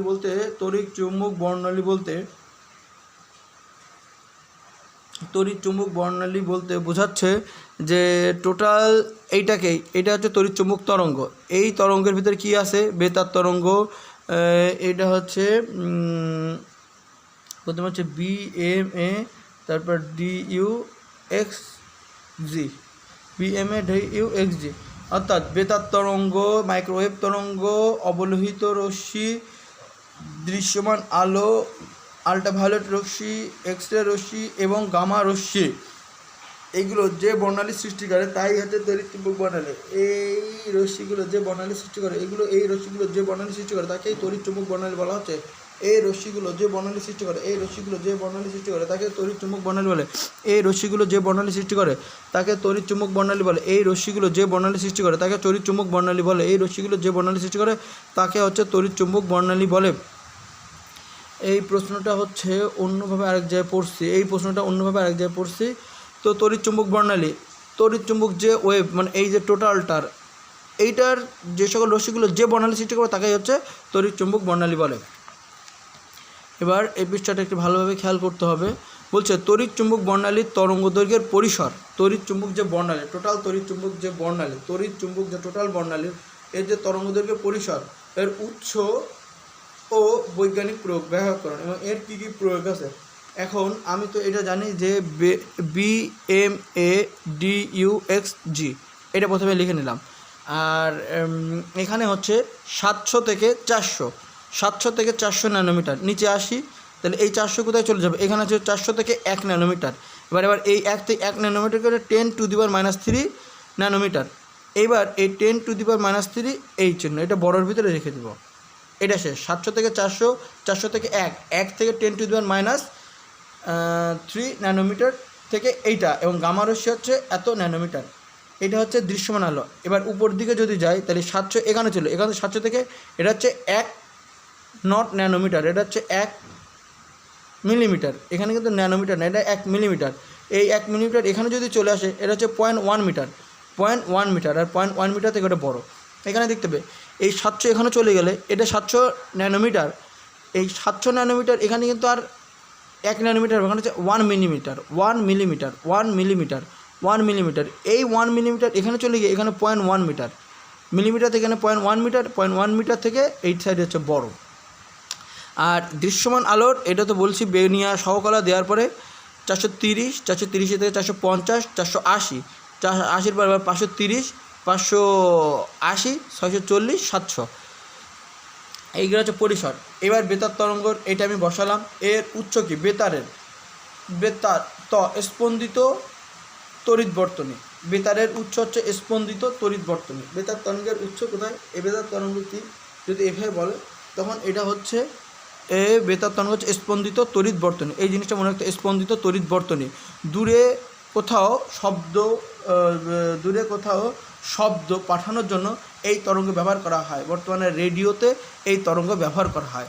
এখন বর্তমানে রেডিওতে তার এই বেতার স্পন্দিত তড়িৎ বর্তনী, স্পন্দিত তড়িৎ বর্তনী। মাইক্রোওয়েভ তো এটা দিছে মাইক্রোওয়েভ, তাহলে মাইক্রো তরঙ্গ, মাইক্রোওয়েভ তরঙ্গ। ওয়েভ মানে কি? মাইক্রোওয়েভ মানে তো তরঙ্গ, মাইক্রোওয়েভ তরঙ্গ। এখানে মাইক্রোওয়েভ বলেছে, মাইক্রোওয়েভ। আচ্ছা, মাইক্রো তরঙ্গ স্পন্দক নামক এক ধরনের ইলেকট্রনিক বর্তনী দ্বারা, এক ধরনের, এটা যেমন তড়িৎ বর্তনী দ্বারা, এটা হচ্ছে মাইক্রোওয়েভ স্পন্দক, মাইক্রো তরঙ্গ স্পন্দক নামক, মাইক্রো তরঙ্গ স্পন্দক নামক এক ধরনের, মাইক্রো তরঙ্গ স্পন্দক নামক এক ধরনের ইলেকট্রনিক বর্তনী দ্বারা, মাইক্রো তরঙ্গ স্পন্দক নামক এক ধরনের ইলেকট্রনিক বর্তনী দ্বারা, মাইক্রো তরঙ্গ স্পন্দক নামক এক ধরনের ইলেকট্রনিক বর্তনী দ্বারা, মাইক্রো তরঙ্গ স্পন্দক নামক এক ধরনের ইলেকট্রনিক বর্তনী দ্বারা, মাইক্রো তরঙ্গ স্পন্দক নামক, মাইক্রো তরঙ্গ স্পন্দক নামক এক ধরনের ইলেকট্রনিক বর্তনী দ্বারা, মাইক্রো তরঙ্গ স্পন্দক নামক এক ধরনের ইলেকট্রনিক বর্তনী দ্বারা, মাইক্রো তরঙ্গ স্পন্দক নামক এক ধরনের ইলেকট্রনিক বর্তনী দ্বারা, মাইক্রো তরঙ্গ স্পন্দক নামক এক ধরনের ইলেকট্রনিক বর্তনী দ্বারা, মাইক্রো তরঙ্গ স্পন্দক নামক এক ধরনের ইলেকট্রনিক বর্তনী দ্বারা, মাইক্রো তরঙ্গ স্পন্দক নামক এক ধরনের ইলেকট্রনিক বর্তনী দ্বারা, মাইক্রো তরঙ্গ স্পন্দক নামক এক ধরনের ইলেকট্রনিক বর্তনী দ্বারা, মাইক্রো তরঙ্গ স্পন্দক নামক এক ধরনের ইলেকট্রনিক বর্তনী দ্বারা, মাইক্রো তরঙ্গ স্পন্দক নামক এক ধরনের ইলেকট্রনিক বর্তনী দ্বারা, মাইক্রো তরঙ্গ স্পন্দক নামক এক ধরনের ইলেকট্রনিক বর্তনী দ্বারা, মাইক্রো তরঙ্গ স্পন্দক নামক এক ধরনের ইলেকট্রনিক বর্তনী দ্বারা। এটা কি করা হয়? মাইক্রোওয়েভ চুল্লিতে রান্নার জন্য ব্যবহার করা হয়, এবং মাইক্রোওয়েভ হচ্ছে কি রাডারে ব্যবহার করে। এটা মাইক্রোওয়েভ হচ্ছে রাডারে ব্যবহার করা হয়, মাইক্রোওয়েভ হচ্ছে রাডারে ব্যবহার করা হয়, এবং মাইক্রো তরঙ্গ চুল্লিতে এটি ব্যবহার করা হয়। তাহলে এটা কি হচ্ছে? মাইক্রো তরঙ্গ স্পন্দক নামক এক ধরনের ইলেকট্রনিক বর্তনী দ্বারা। এটা হচ্ছে স্পন্দিত তড়িৎ বর্তনী দ্বারা। বেতারে স্পন্দিত তড়িৎ বর্তনী, স্পন্দিত তড়িৎ বর্তনী। এটা মাইক্রোওয়েভ স্পন্দক নামক এক ধরনের ইলেকট্রনিক বর্তনী দ্বারা, মাইক্রোওয়েভ স্পন্দক, মাইক্রোওয়েভ তরঙ্গ স্পন্দক নামক, মাইক্রোওয়েভ স্পন্দক নামক এক ধরনের ইলেকট্রনিক, মাইক্রোওয়েভ স্পন্দক নামক এক ধরনের ইলেকট্রনিক বর্তনী দ্বারা, মাইক্রোওয়েভ স্পন্দক নামক এক ধরনের ইলেকট্রনিক বর্তনী দ্বারা, মাইক্রোওয়েভ স্পন্দক নামক এক ধরনের ইলেকট্রনিক বর্তনী দ্বারা এটা তৈরি হয়। এটা হচ্ছে মাইক্রোওয়েভ চুল্লিতে ব্যবহার করা হয়, রাডারে ব্যবহার করা হয়। অবলোহিত রশ্মি, এটা আসলে মূলত সূর্য থেকেই আসে, সকল উত্তপ্ত বস্তু থেকে। অবলোহিত রশ্মি, অবলোহিত সূর্য থেকে আসে, বা সকল এখানে অবলোহিত সকল উত্তপ্ত বস্তু থেকেই কম বেশি অবলোহিত রশ্মির সৃষ্টি হয়। অতি বেগুনি রশ্মি সূর্য থেকে আসে, অবলোহিত রশ্মি আসলে সূর্য থেকে না বলে বলতেছে হচ্ছে কি সকল প্রকার উত্তপ্ত বস্তু থেকে অবলোহিত রশ্মি ব্যবহার করা হয়। অবলোহিত রশ্মি বিভিন্ন রোগে, শিল্প কারখানায়, গবেষণায় এটার ব্যবহার করা হয়। দৃশ্যমান আলো কোথাতে? সূর্য রশ্মি থেকে এর উৎপত্তি। বিভিন্ন বাতি, আলোকবাতি, আলো ইত্যাদি থেকে এই দৃশ্যমান আলো। সূর্য, আলোকবাতি, আলোকরশ্মি। অবলোহিত রশ্মি হচ্ছে যে কোনো উত্তপ্ত বস্তু থেকে কম বেশি সূর্যরশ্মি। অতিবেগুনি রশ্মি হচ্ছে সূর্য থেকে এবং পারদ বাষ্প বাতি থেকে এক্স রে রশ্মি বলা হয়, এক্স রে রশ্মি উৎপন্ন হয় কোনো গতিশীল ইলেকট্রন ধাতব পদার্থের উপরে আপতিত হলে, কোনো উচ্চ গতিসম্পন্ন ইলেকট্রন কোনো গতিশীল ইলেকট্রন কোনো ধাতব পদার্থের উপর আঘাত করলে এক্স রে রশ্মি তৈরি হয়। গামা রশ্মি, গামা খুব তেজস্বী, গামা রশ্মি তেজস্ক্রিয় বস্তু হতে নিউক্লিয় ফিশন ও ফিউশন বিক্রিয়া, আচ্ছা অতি বেগুনি রশ্মি কী কারণ দৃশ্যমান আলো আমরা দেখতে পাই, দৃশ্যমান আলো কী কারণে ব্যবহার হয়, এই আলোর কারণে আমরা দেখতে পাই। উদ্ভিদের সালোক সংশ্লেষণে এই আলো ব্যবহৃত হয়, উদ্ভিদের সালোক সংশ্লেষণে এই আলো ব্যবহৃত হয়, উদ্ভিদের সালোক সংশ্লেষণে এই আলো ব্যবহৃত হয়, উদ্ভিদের যে সালোক সংশ্লেষণ উদ্ভিদের সালোক সংশ্লেষণে এই আলো ব্যবহৃত হয়, এই আলোর কারণে আমরা দেখতে পাই দৃশ্যমান আলো, এই আলোর কারণে আমরা দেখতে পাই, এই আলোর দৃশ্যমান আলো, এই আলোর কারণে আমরা দেখতে পাই, এই আলোর কারণে আমরা দেখতে পাই। তারপর হচ্ছে উদ্ভিদের সালোক সংশ্লেষণ হয়, উদ্ভিদের সালোক অবলোহিত রশ্মি আমাদের চিকিৎসা শিল্পক্ষেত্রে এবং গবেষণা, অতি বেগুনি রশ্মি হচ্ছে কি এই ভিটামিন ডি উৎপাদনে ব্যবহার করা হয়, চিকিৎসা ক্ষেত্রে এটা ব্যবহার করা হয়, গবেষণায় এটি ব্যবহার করা হয়। এগুলো অতি বেগুনি রশ্মি, একদম অতি বেগুনি, আসল ও নকল হীরা চেনার জন্য, ব্যাংক নোট চেনার জন্য, ব্যাংক নোট চিহ্নিত করার জন্য অতি বেগুনি রশ্মি, অতি ভিটামিন ডি তৈরির জন্য এক্স রে রশ্মি ব্যবহার করা হয়। এক্স রে রশ্মি ব্যবহার করা হচ্ছে 1 থেকে 10⁻³ ন্যানোমিটার উচ্চ গতিশীল ইলেকট্রন, এটা হচ্ছে চিকিৎসা ক্ষেত্রে, শিল্প এবং গবেষণায়। এবার হচ্ছে গামা রশ্মি, তেজস্ক্রিয় বস্তু থেকে গামা রশ্মি ব্যবহার করা হয় হচ্ছে তেজস্ক্রিয় বস্তু থেকে, তেজস্ক্রিয় বস্তু হতে নিউক্লিয় ফিশন ও ফিউশন বিক্রিয়ায়, তেজস্ক্রিয় বস্তু হতে নিউক্লিয় ফিশন ও ফিউশন বিক্রিয়ায় গামা রশ্মি হচ্ছে, গামা রশ্মি দিয়ে ক্যান্সার ধ্বংসে, টিউমার ইত্যাদি এর চিকিৎসায় গামা রশ্মি ব্যাপক পরিমাণে ব্যবহার করা হয়, গামা রশ্মি ব্যাপক পরিমাণে ব্যবহার করা হয়। একটা হচ্ছে মিডিয়াম ওয়েভ কি, একটা হচ্ছে শর্ট ওয়েভ কি। মিডিয়াম ওয়েভ, একদম মিডিয়াম মানে মাঝখানে থাকবে 200 থেকে 500 মিটার পর্যন্ত, মিডিয়াম থেকে মাঝখানে থাকবে 200 থেকে 500 মিটার পর্যন্ত দৈর্ঘ্যের, 200 থেকে 500 মিটার পর্যন্ত দৈর্ঘ্যের তড়িৎ চুম্বক তরঙ্গ যা শূন্যস্থানে আলোর বেগে চলে। মিডিয়াম ওয়েভ হচ্ছে মিডিয়াম হবে, একদম মিডিয়াম হচ্ছে একদম মিডিয়াম, তাহলে কত 200 থেকে 500 মিটার, 200 থেকে 500 মিটার পর্যন্ত তড়িৎ চৌম্বক তরঙ্গ, 200 থেকে 500 মিটার বিস্তৃত, 200 থেকে 500 মিটার বিশিষ্ট তড়িৎ চৌম্বক তরঙ্গ যা কী হচ্ছে শূন্য স্থানে আলোর বেগে চলে। তড়িৎ মিডিয়াম ওয়েভ হচ্ছে মিডিয়াম ওয়েভ 200 মিটার থেকে 500 মিটার পর্যন্ত দৈর্ঘ্য, 200 মিটার থেকে 500 মিটার দৈর্ঘ্য, 200 মিটার থেকে 500 মিটার দৈর্ঘ্যে তড়িৎ চৌম্বক তরঙ্গ যা শূন্য স্থানে আলোর বেগে চলে, 200 মিটার থেকে 500 মিটার পর্যন্ত তড়িৎ চৌম্বক তরঙ্গ, 200 মিটার থেকে 500 মিটার পর্যন্ত তড়িৎ চৌম্বক তরঙ্গ, 200 মিটার থেকে 500 মিটার পর্যন্ত তড়িৎ চৌম্বক তরঙ্গ যা শূন্য স্থানে আলোর বেগে চলে, যা শূন্য স্থানে আলোর বেগে চলে, যা শূন্য স্থানে আলোর বেগে চলে, যা শূন্য স্থানে আলোর বেগে চলে, যা শূন্য স্থানে আলোর বেগে চলে, যা শূন্য স্থানে আলোর বেগে চলে, যা শূন্য স্থানে আলোর বেগে চলে। এবার হচ্ছে শর্ট ওয়েভ, 0 ন্যানোমিটার হতে 100 ন্যানোমিটার পর্যন্ত দৈর্ঘ্যের তড়িৎ চৌম্বক, এটা একদম শর্ট, 0 ন্যানোমিটার, একদম ন্যানোমিটার থেকে 100 ন্যানোমিটার, শর্ট ওয়েভ একদম সবচেয়ে শর্ট, 0 ন্যানোমিটার থেকে 100 ন্যানোমিটার দৈর্ঘ্যের তড়িৎ চৌম্বক তরঙ্গ যা শূন্য স্থানে, এটাও আলোর বেগে, যা শূন্য স্থানে আলোর বেগে চলে, যা শূন্য স্থানে আলোর বেগে চলে। শর্ট ওয়েভ হচ্ছে 0 ন্যানোমিটার থেকে 100 ন্যানোমিটার দৈর্ঘ্যের তড়িৎ চৌম্বক তরঙ্গ যা শূন্যস্থানে আলোর বেগে চলে। তেজস্ক্রিয়তা কাকে বলে? তেজস্ক্রিয় রশ্মি কত প্রকার ও কী কী? তেজস্ক্রিয় রশ্মি তো 3 প্রকার। তেজস্ক্রিয় মৌল থেকে তেজস্ক্রিয় রশ্মি নির্গমন ঘটনাকে তেজস্ক্রিয়তা বলে। তেজস্ক্রিয় পদার্থ বা মৌল থেকে তেজস্ক্রিয় রশ্মির নির্গমনের ঘটনাকে তেজস্ক্রিয়তা বলে। তেজস্ক্রিয় মৌল থেকে তেজস্ক্রিয় রশ্মির নির্গমনের ঘটনাকে তেজস্ক্রিয়তা বলে। তেজস্ক্রিয় মৌল থেকে তেজস্ক্রিয় রশ্মি নির্গমনের ঘটনাকে তেজস্ক্রিয়তা বলে। তেজস্ক্রিয় মৌল থেকে তেজস্ক্রিয় রশ্মি নির্গমনের ঘটনাকে তেজস্ক্রিয়তা বলে। তেজস্ক্রিয় রশ্মি থেকে তেজস্ক্রিয় মৌল থেকে তেজস্ক্রিয় রশ্মি নির্গমনের ঘটনাকে তেজস্ক্রিয়তা বলে। তেজস্ক্রিয়তা হচ্ছে 3 প্রকার, একটা হচ্ছে গামা রশ্মি, একটা হচ্ছে বিটা রশ্মি, একটা হচ্ছে alpha beta gamma. Alpha beta gamma, alpha beta তারপর হচ্ছে গামা। আলফা রশ্মি ধনাত্মক, বিটা রশ্মি হচ্ছে ঋণাত্মক এবং গামা রশ্মি হচ্ছে নিরপেক্ষ। আচ্ছা, এখন আলফা গামা ও বিটা রশ্মির ধর্ম আলোচনা করো। এবার যখন আলফা গামা ও বিটা আলফা এভিভিটি এই 3টা মনে রাখতে হবে। Activity alpha beta gamma activity, alpha beta gamma activity, alpha beta gamma activity, alpha beta gamma. এটা হচ্ছে এতে আলফা এভিভিটি, এতে হচ্ছে এর আধান হচ্ছে ধনাত্মক আধান, এর আধান হচ্ছে ধনাত্মক, এর ভর হচ্ছে আলফার হচ্ছে ভর বেশি এবং ভিদ হচ্ছে ভেদন ক্ষমতা কম। আলফার সবচেয়ে বেশি হচ্ছে কি গামার যদি সবচেয়ে বেশি হয় তাহলে এটা হচ্ছে কম হবে এবং এর ভর বেশি। এর তড়িৎ ও চৌম্বক ক্ষেত্র দ্বারা বিচ্যুত হয়, এটা তড়িৎ ও চৌম্বক ক্ষেত্র দ্বারা বিচ্যুত হয়। টি হচ্ছে তড়িৎ ও চৌম্বক ক্ষেত্র দ্বারা বিচ্যুত হয়, এটা হচ্ছে তড়িৎ ও, তাহলে হচ্ছে আলফার আধান বেশি, ভর বেশি। আর আধান হচ্ছে ধনাত্মক আধান, ভর হচ্ছে ধনাত্মক, ভর হচ্ছে বেশি। আধান হচ্ছে কি আলফা রশ্মির ধনাত্মক আধানযুক্ত, আলফা রশ্মি ধনাত্মক আধানযুক্ত, আলফা রশ্মি ধনাত্মক আধানযুক্ত, আলফা রশ্মি ধনাত্মক আধানযুক্ত, আলফা রশ্মি ধনাত্মক আধানযুক্ত, আলফা রশ্মি হচ্ছে ধনাত্মক আধানযুক্ত, আলফা রশ্মি হচ্ছে ধনাত্মক আধানযুক্ত, আলফা রশ্মি হচ্ছে ধনাত্মক আধানযুক্ত, এর হচ্ছে ভর বেশি।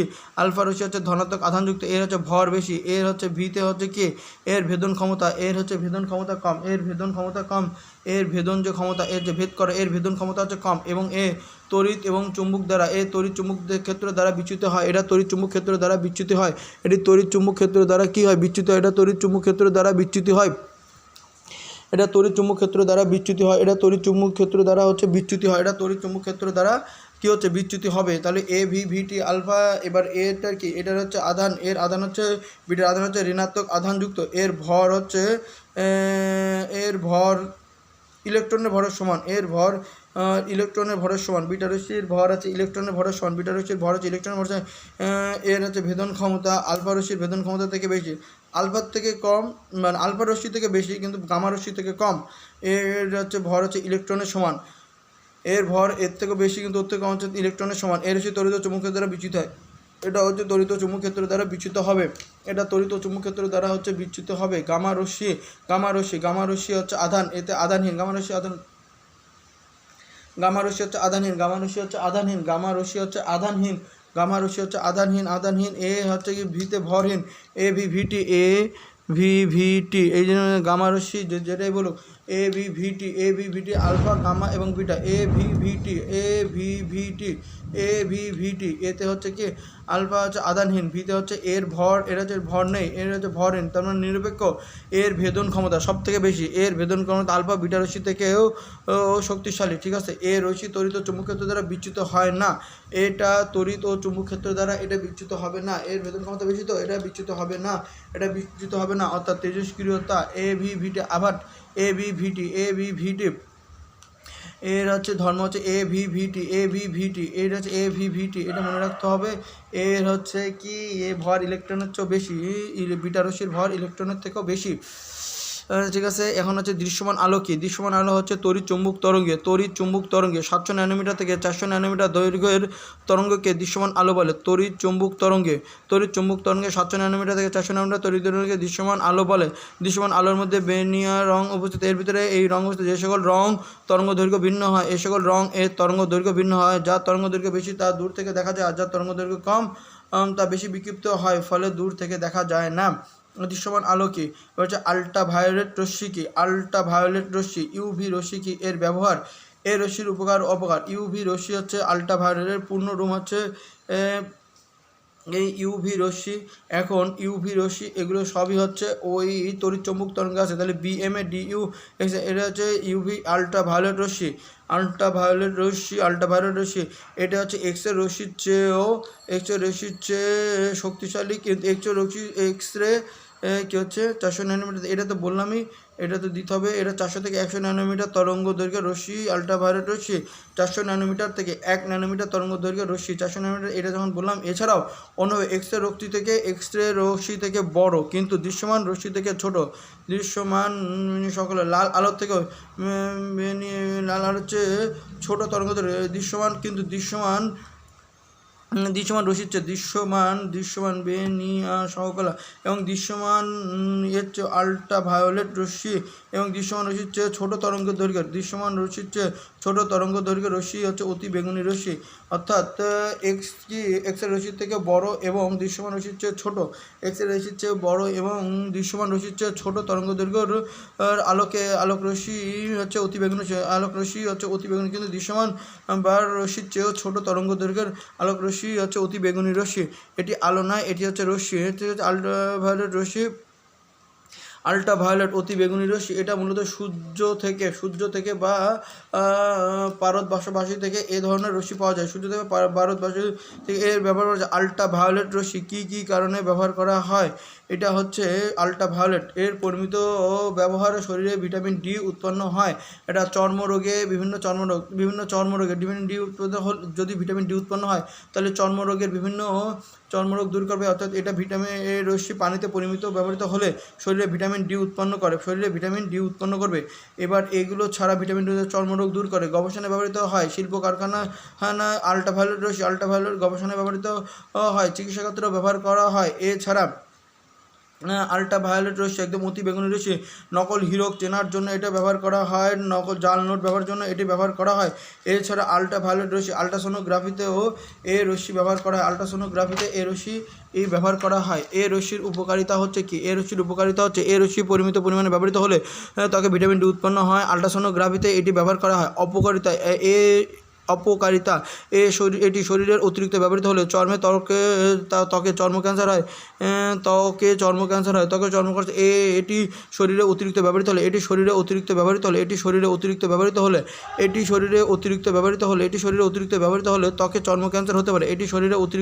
হলে ত্বকে চর্ম ক্যান্সার হতে পারে। চোখে ছানি পড়ে ও অন্ধত্বের সৃষ্টি হয়। চোখে ছানি পড়ে ও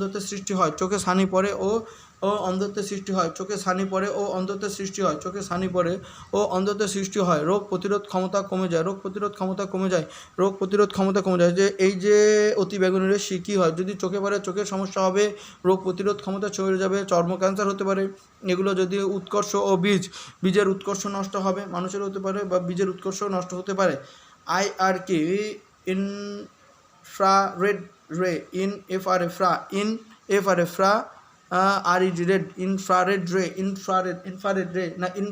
রে। IR হচ্ছে ইনফ্রারেড রে। এটা হচ্ছে তড়িৎ চুম্বক তরঙ্গে 700 ন্যানোমিটার থেকে 1 ন্যানোমিটার থেকে এখানে হচ্ছে 700 ন্যানোমিটার থেকে 1 ন্যানোমিটার থেকে 700 ন্যানোমিটার দৈর্ঘ্যের তরঙ্গ রশ্মিকে অবলোহিত রশ্মি বলে। অন্যভাবে দৃশ্যমান আলো থেকে বড় ও মাইক্রোওয়েভ তরঙ্গ থেকে ছোট তরঙ্গ দৈর্ঘ্যকে অবলোহিত রশ্মি বলে। এই অবলোহিত যেখানে উত্তপ্ত বস্তু থেকে হয়, বিশেষ করে সূর্য ও তারপর হচ্ছে কাঠের আগুন থেকে এই রশ্মি পাওয়া যায়। সূর্য এবং কাঠের আগুন থেকে এই রশ্মি পাওয়া যায়। এর ব্যবহার অবলোহিত রশ্মি দিয়ে চিকিৎসা ক্ষেত্রে গবেষণা ও চিকিৎসা ব্যবহার করা হয়। মূলত অবলোহিত রশ্মি দ্বারা এই অন্ধকারে ছবি তোলা হয়, কুয়াশার ভিতরে ছবি তোলা যায়, তারপরে চশমায় ব্যবহার করা হয়। এইগুলোই করা অবলোহিত দ্বারা অন্ধ লোকেদের কাজে ব্যবহার করা হয় অবলোহিত। আর অতি বেগুনি রশ্মি দ্বারা নকল টাকা ও হচ্ছে এই হীরকে ব্যবহার করা হয়। লেজার কি? Light amplification by stimulated emission of radiation. এর সংক্ষিপ্ত রূপ হচ্ছে লেজার, অর্থাৎ বিকিরণের উদ্দীপ্ত নিঃসরণ, আলোক বিবর্ধন। বিকিরণের উদ্দীপ্ত নিঃসরণ দ্বারা আলোক বিবর্ধন। অর্থাৎ লেজার রশ্মি হচ্ছে বিকিরণের স্টিমুলেটেড মানে উদ্দীপ্ত নিঃসরণ দ্বারা আলোক বিবর্ধন। এটাই হচ্ছে লেজার। এখন যখন আমরা এটাকে লেজার বলি তখন এখানে হচ্ছে ফোটন কণিকা দ্বারা পরমাণুকে উত্তপ্ত করে লেজার রশ্মি তৈরি করা হয়। ফোটন কণিকাকে উত্তপ্ত করে ফোটন কণিকা দ্বারা পদার্থকে উত্তপ্ত করে পরমাণুকে উত্তপ্ত করে ফোটন কণিকা দ্বারা উৎপন্ন হয় কিভাবে? এটা লেজার রশ্মি কি? লেজার রশ্মি যদি বলা হয় তাহলে হচ্ছে কি বিকিরণের উদ্দীপ্ত। লেজার হলে বিকিরণের উদ্দীপ্ত নিঃসরণ দ্বারা আলোক বিবর্ধন। এটা হচ্ছে লেজার। এখন বলা হচ্ছে লেজারের উৎপত্তি কি? এটা হচ্ছে ফোটন কণিকা দ্বারা পদার্থের পরমাণুকে উত্তপ্ত করে লেজার রশ্মি তৈরি করা হয়। ফোটন কণিকা দ্বারা বা তুমি আমি বলছি আলোক রশ্মি দ্বারা পরমাণুকে উত্তপ্ত করে এই রশ্মি তৈরি করা হয়। বিশেষ করে ফোটন কণিকা দ্বারা লেজারে ফোটন কণিকা দ্বারা পদার্থকে উত্তপ্ত করে এই রশ্মি তৈরি করা হয়। এই রশ্মির বৈশিষ্ট্য হচ্ছে এটি খুবই সুসংহত এবং সমান্তরাল সরল রেখায় চলে। এর ভেদন ক্ষমতা অত্যন্ত বেশি। এটা পানি দ্বারা শোষিত হয় না, এজন্য পানির নিচে ব্যবহার করা হয়। এটা পানি দ্বারা শোষিত হয় না, এর ভেদন ক্ষমতা অনেক বেশি। এর রশ্মি নিখুঁতভাবে সমান্তরাল, এটা তীক্ষ্ণ হয়, সুসংহত হয়, তীক্ষ্ণ হয়। যেমন এটা একটা লেজার রশ্মি। এর ভিতরে যাচ্ছে, এটা হচ্ছে সমান্তরাল, এটা হচ্ছে এক বর্ণ ভেদন, পানি দ্বারা ভেদন ক্ষমতা বেশি। এটা হচ্ছে সুসংহত এবং হচ্ছে খুবই তীক্ষ্ণ। এর ব্যবহার লেজার রশ্মি ব্যবহার করা হয় কী করতে? লেজার রশ্মি ব্যবহার করা হয় চিকিৎসা ক্ষেত্রে, লেজার রশ্মির ব্যবহার দেখা যায়। লেজার ট্রিটমেন্টে লেজার রশ্মি ব্যবহার করা হয়, বা কোনো স্থানে লেজার রশ্মি কোনো সূক্ষ্ম অস্ত্রোপচার চিকিৎসা ক্ষেত্রে, যেমন সূক্ষ্ম অস্ত্রোপচারে লেজার রশ্মি ব্যবহার করা হয় চিকিৎসা ক্ষেত্রে, সূক্ষ্ম অস্ত্রোপচারে, শিল্পক্ষেত্রে, শিল্প গবেষণায় লেজার রশ্মি ব্যবহার করা হয়। শিল্পক্ষেত্রে কোনো কঠিন বস্তু গর্ত করতে কাটতে, কাটতে বা ঝালাইয়ের কাজে লেজার রশ্মি ব্যবহার করা হয়। এই রশ্মি পানি দ্বারা শোষিত হয় না বলে পানির নিচে যোগাযোগ ব্যবস্থায় এই রশ্মি ব্যবহার করে পানি দ্বারা শোষিত হয় না বলে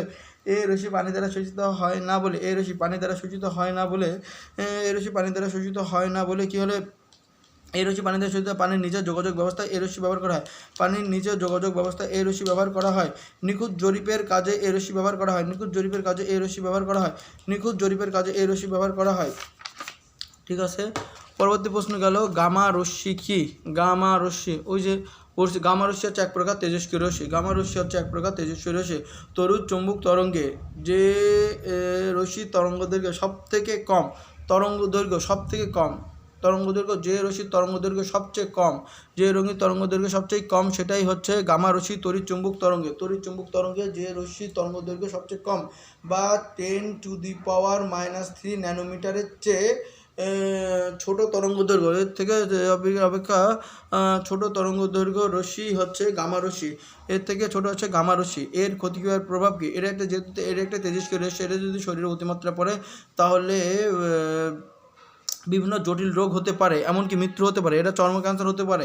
এটা যদি দেহকোষে নষ্ট হয়ে যেতে পারে। চোখে যদি পড়ে তাহলে চোখের ক্ষতি পারে, অন্ধত্ব হতে পারে, চোখে ছানি পড়তে পারে, এবং এর প্রভাবে কী হয়, মাথার চুলও পড়ে যেতে পারে। গামা রশ্মির প্রভাব। এবার হচ্ছে অন্যটা ক্যাথোড রশ্মি কি? ক্যাথোড রশ্মি কাকে বলে? এর ধর্ম ও ব্যবহার করে। ক্যাথেডারে কী আছে? তীব্র গতিযুক্ত ইলেকট্রন কণার স্রোত। মনে করে ক্যাথোড রশ্মি, এটাই হচ্ছে ক্যাথেডার। এখানে ক্যাথেডার হচ্ছে তীব্র গতিযুক্ত ইলেকট্রন কণার স্রোত। এটা হচ্ছে তীব্র গতিযুক্ত ইলেকট্রন কণার স্রোত।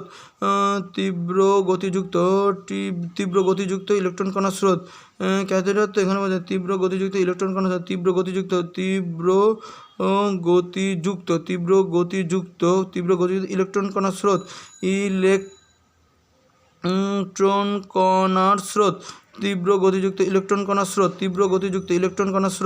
তীব্র গতিযুক্ত ইলেকট্রন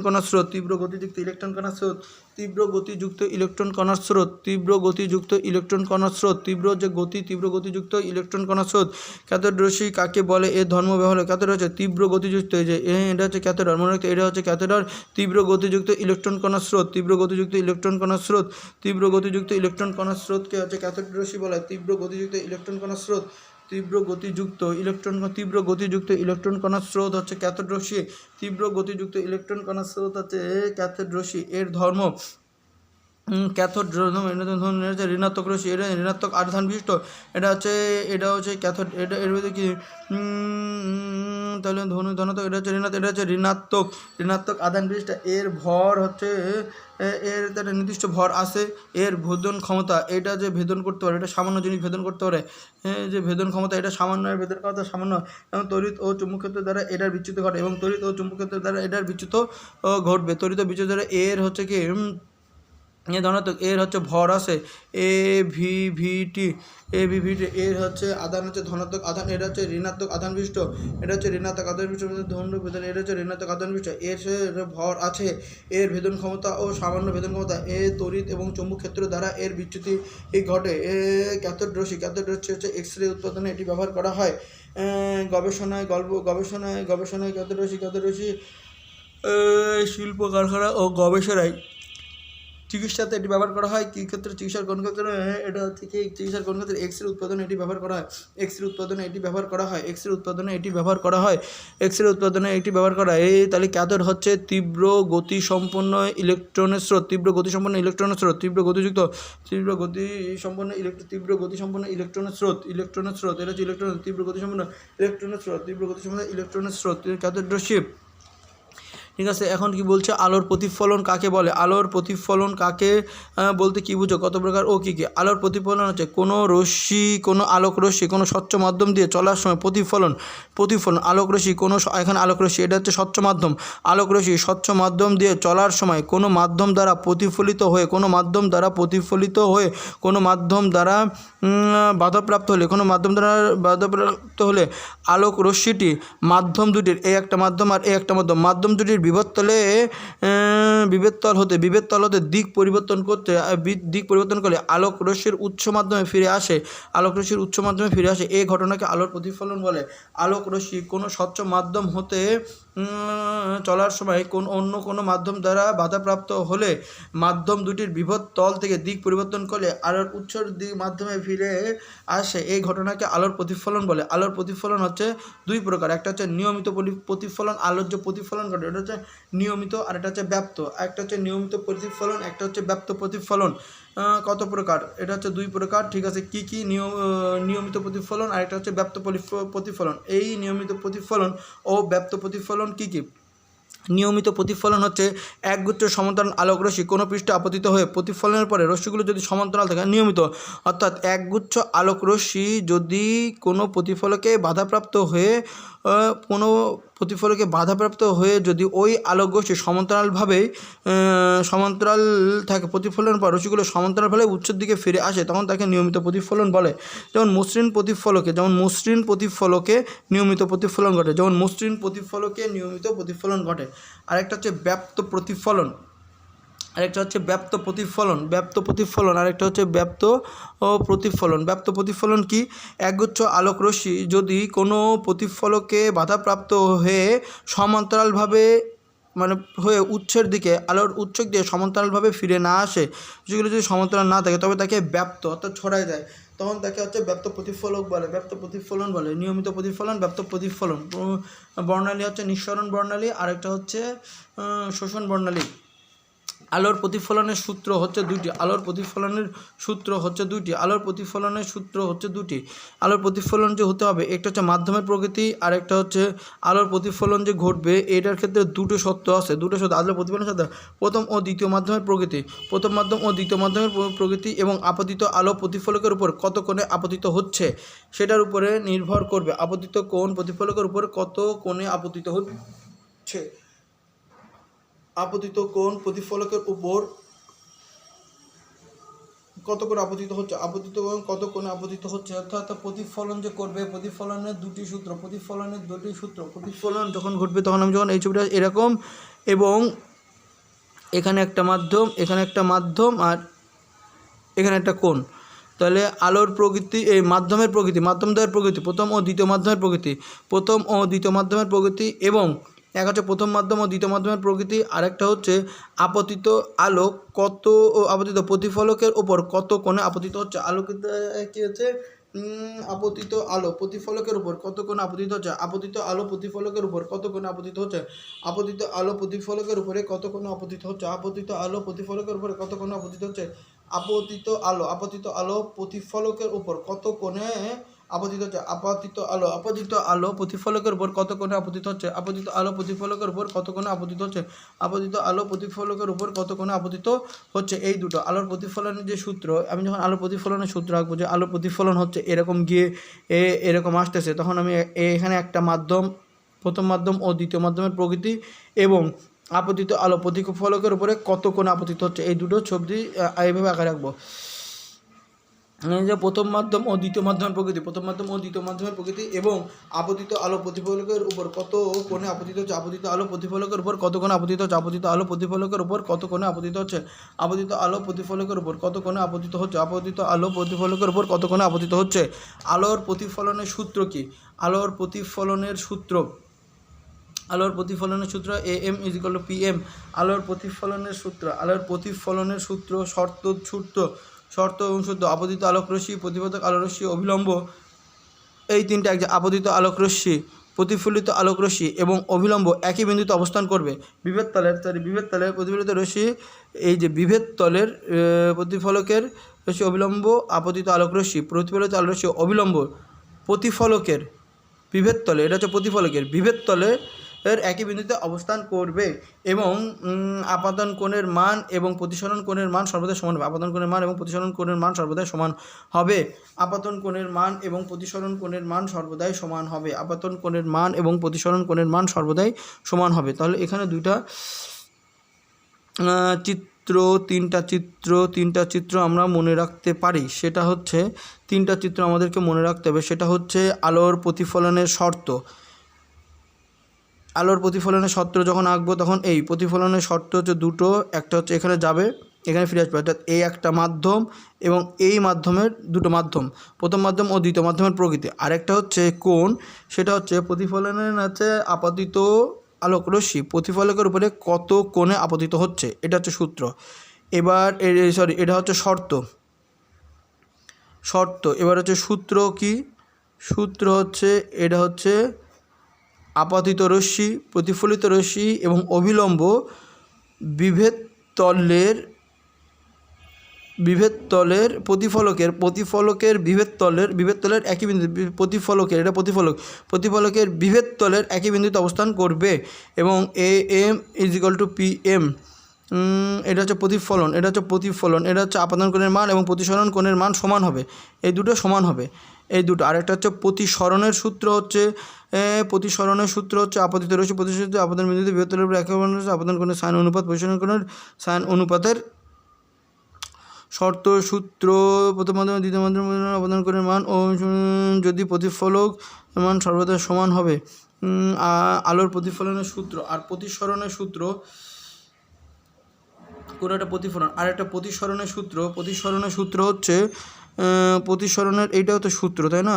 তাহলে সর্বদা ধ্রুব আপতন কোণের সাইন অনুপাত, আচ্ছা এইটাও সূত্র, এটা তো প্রতিসরণ হবে, এটা হচ্ছে এরকম গিয়ে এরকম আসবে, তাহলে এটা হচ্ছে ASA আচ্ছা এটা হচ্ছে PSA। অর্থাৎ আপাতন কোণের সাইন অনুপাত প্রতিসরণ কোণের সাইন অনুপাতের ধ্রুবক হবে। আপাতন কোণের সাইন অনুপাত প্রতিসরণ কোণের সাইন অনুপাত সর্বদাই হচ্ছে ধ্রুবক সমান হবে, আর এটা হচ্ছে সর্বদাই হচ্ছে ধ্রুবক হবে। আর একটা হচ্ছে কি, এই তিনটে একই বিন্দুতে অবস্থান করবে, আপতিত রশ্মি প্রতিরশ্মি আপতন বিন্দুতে বিভেদ তলের, এটা হচ্ছে সূত্র, এই দুটো হচ্ছে সূত্র। তাহলে আপতিত রশ্মি প্রতিচলিত রশ্মি এবং আপতন কোণ প্রতিফলকের সমতলে থাকবে উপর অঙ্কিত লম্ব এবং আপতন বিন্দুতে বিভেদ তলের উপর অঙ্কিত লম্ব আপতিত রশ্মি প্রতিসরিত রশ্মি এবং আপতন বিন্দুতে প্রতিফলকের উপরে অঙ্কিত লম্ব একই সমতলে থাকে এবং প্রতিফলক, তাহলে আপতিত রশ্মি, এটা হচ্ছে আপতিত রশ্মি, দেখো এটা আপতিত রশ্মি, এটা হচ্ছে প্রতিসরিত রশ্মি এবং প্রতিফলকের উপর প্রতিফলকের ওপর প্রতিফলক বা অভিলম্বের ওপর প্রতিফলকের অভিলম্ব বিভেদ তলের বা হচ্ছে প্রতিফলক তল হচ্ছে না, তাহলে এটা হচ্ছে বিভেদ তলের ওপর অঙ্কিত লম্ব এবং অঙ্কিত লম্ব দরকার নেই এবং আপতিত রশ্মি প্রতিসরিত রশ্মি এবং অভিলম্ব আপতিত রশ্মি প্রতিসরিত রশ্মি এবং আপতন বিন্দুতে অঙ্কিত লম্ব একই আছে। আপতিত রশ্মি একই সমতলে থাকবে অর্থাৎ একই দিকে থাকবে, অন্যদিকে থাকবে না। অর্থাৎ আপতিত রশ্মি প্রতিসরিত রশ্মি এবং অভিলম্ব একই সমতলে থাকে এবং আপতন বিন্দুতে বিভেদ তলের উপর অঙ্কিত লম্ব আপতন বিন্দুতে বিভেদ তলের উপর, এটা হচ্ছে বিভেদ তলের উপর অঙ্কিত লম্ব একই সমতলে একই দিকে থাকবে, তাহলে এটা হচ্ছে শর্ত হচ্ছে যদি বলে শর্ত হচ্ছে প্রথম মাধ্যম ও দ্বিতীয় মাধ্যমের প্রকৃতি এবং আপতিত রশ্মি প্রতিফলকের উপরে কত কোণে আপতিত হচ্ছে, এই দুটো হচ্ছে শর্ত। আর সূত্র হচ্ছে কি, আপতিত রশ্মি প্রতিফলিত রশ্মি এবং অভিলম্ব বিভেদ তলের একই বিন্দুতে অবস্থান করবে একটা এবং আপতন কোণের মান এবং সাইন কোণের মান একই হবে, এটা হচ্ছে প্রতিফলন। আর প্রতিসরণের সূত্র হচ্ছে আপতন কোণের ASA আশাপাশা, এতে আপতন কোণের সাইন অনুপাত এবং প্রতিসরণ কোণের সাইন অনুপাত দুটোই হচ্ছে কোণের সমান ধ্রুবক হবে এবং হচ্ছে আপতিত রশ্মি প্রতিসরিত রশ্মি এবং আপতন বিন্দুতে বিভেদ তলের উপর অঙ্কিত লম্ব একই সমতলে থাকবে। এই দুটো হচ্ছে সূত্র, এটা হচ্ছে শর্ত। ঠিক আছে, এবার বলতেছে আলোর প্রতিসরণাঙ্ক কি? আলোর প্রতিসরণাঙ্ক কি? আলোর প্রতিসরণাঙ্ক কি? আলোর প্রতিসরণাঙ্ক কি? আলোক রশ্মি যখন এক মাধ্যম প্রতিসরণ থেকে আলোক রশ্মি যখন এক মাধ্যম থেকে অন্য মাধ্যমে প্রবেশ করবে, আলোক রশ্মি প্রতিসরণ বিভেদের পরিবর্তন ঘটে। এই ঘটনাকে হচ্ছে আলোর প্রতিসরণ বলতে গেছে আলোক রশ্মি অন্য। আচ্ছা, এখানে একটা প্রশ্ন বাদ পড়ে গেছে, সেটা হচ্ছে আলোর প্রতিসরণ বলতে কী বোঝাচ্ছে? প্রতিফলন ঘটবে, তো এরকম প্রতিফলন ঘটতেছে আর প্রতিসরণ সরে যাবে। তাহলে আলোর প্রতিসরণে বলতে বলছে আলোক রশ্মি এক মাধ্যম থেকে অন্য মাধ্যমে প্রবেশের সময়, আলোক রশ্মি এক মাধ্যম থেকে অন্য মাধ্যমে প্রবেশের সময় বিভেদ তল হতে আলোক রশ্মি এক মাধ্যম থেকে, এটা মনে করো ঘন মাধ্যম, এটা হচ্ছে স্বচ্ছ মাধ্যম, সবসময় এরমই থাকে, এটা হচ্ছে স্বচ্ছ। আলোক রশ্মি এক মাধ্যম থেকে অন্য মাধ্যমে প্রবেশের সময় বিভেদ তল থেকে আলোক রশ্মি বিভেদ তল থেকে এই যে আলোক রশ্মির একটা দিকের পরিবর্তন ঘটে, এই ঘটনাকেই আলোর প্রতিসরণ বলে। এই ঘটনাকে আলোর প্রতিসরণ বলে। অর্থাৎ আলোক রশ্মি এক মাধ্যম থেকে অন্য মাধ্যমে প্রবেশের সময় আলোক রশ্মির যে দিকের পরিবর্তন ঘটে, যাকে হচ্ছে এই ঘটনাকে প্রতিসরণ বলে। এবার হচ্ছে আলোর প্রতিসরণাঙ্ক কি? যত কোণে, অঙ্ক হচ্ছে যত কোণে আলোক রশ্মি যখন এক মাধ্যম থেকে অন্য মাধ্যমে প্রবেশ করে তখন বিভেদ তলের আপতন বিন্দুতে অবিলম্বের সাপেক্ষে একটি কোণের সৃষ্টি হয়। আলোক রশ্মি যখন এক মাধ্যম থেকে অন্য মাধ্যমে প্রবেশ করে তখন আলোক রশ্মি কিছুটা বেঁকে যায়। আলোক রশ্মিকে অবিলম্ব দিকে আলোক রশ্মি যখন এক মাধ্যম থেকে অন্য মাধ্যমে প্রবেশ করে তখন বিভেদ তলের আপতন বিন্দুতে অবিলম্বের সাপেক্ষে একটি কোণের সৃষ্টি হয়। এই আপতন কোণের সাইন অনুপাত ও প্রতিসরণ কোণের সাইন অনুপাত ধ্রুবক। এই ধ্রুব সংখ্যাকে প্রথম মাধ্যমের সাপেক্ষে দ্বিতীয় মাধ্যমের প্রতিসংখ্যা বলা হয়। এই ধ্রুব সংখ্যক অর্থাৎ এটাকে ধ্রুব সাপেক্ষে একটি কোণের সৃষ্টি হয়। এখানে বলতে প্রতিসরণাঙ্ক একটি কোণের সৃষ্টি হয়। এই কোণ একটা অনুযায়ী ধ্রুবক। এই ধ্রুবক সংখ্যা প্রথম মাধ্যমের সাথে প্রতিসরণাঙ্ক আছে। আচ্ছা, আলোর প্রতিসরণাঙ্ক কি? আলোর প্রতিসরণাঙ্ক অঙ্কটা কি? অঙ্কটা হচ্ছে আলোক রশ্মি যখন এক মাধ্যম থেকে অন্য মাধ্যমে প্রবেশ করে তখন আলোক রশ্মির একটা দিকের পরিবর্তন হয়। দিকের পরিবর্তন হয়। একটি আলোক রশ্মি যখন এক মাধ্যম থেকে অন্য মাধ্যমে প্রবেশ করে তখন একটি দিকের পরিবর্তন হয়, ফলে কী হয়? একটা কোণের সৃষ্টি হয়। ফলে আপতন বিন্দুতে অবিলম্বের সাপেক্ষে একটি কোণের সৃষ্টি হয়। ফলে আপতন বিন্দুতে অবিলম্বের সাপেক্ষে একটি কোণের সৃষ্টি ফলে আপতন বিন্দুতে অবিলম্বের সাপেক্ষে একটি কোণের সৃষ্টি হয়। এই আপতন কোণের সাইন অনুপাত এবং প্রতিসরণ কোণের সাইন অনুপাত সর্বদাই ধ্রুবক। এই অঙ্ককে প্রথম মাধ্যমের সাপেক্ষে দ্বিতীয় মাধ্যমের প্রতিসরণাঙ্ক বলে। এই সংখ্যাকে প্রথম মাধ্যমের সাপেক্ষে দ্বিতীয় মাধ্যমের বলে। অর্থাৎ আমি এই জিনিসটা বলবো, আলোক রশ্মি এক মাধ্যম থেকে অন্য মাধ্যমে প্রবেশের সময় আলোক রশ্মি এর দিকের পরিবর্তন ঘটে, ফলে অবিলম্বের সাপেক্ষে আলোক রশ্মির অবিলম্ব সাপেক্ষে একটি কোণের সৃষ্টি হয়। ফলে আলোক রশ্মির আপতন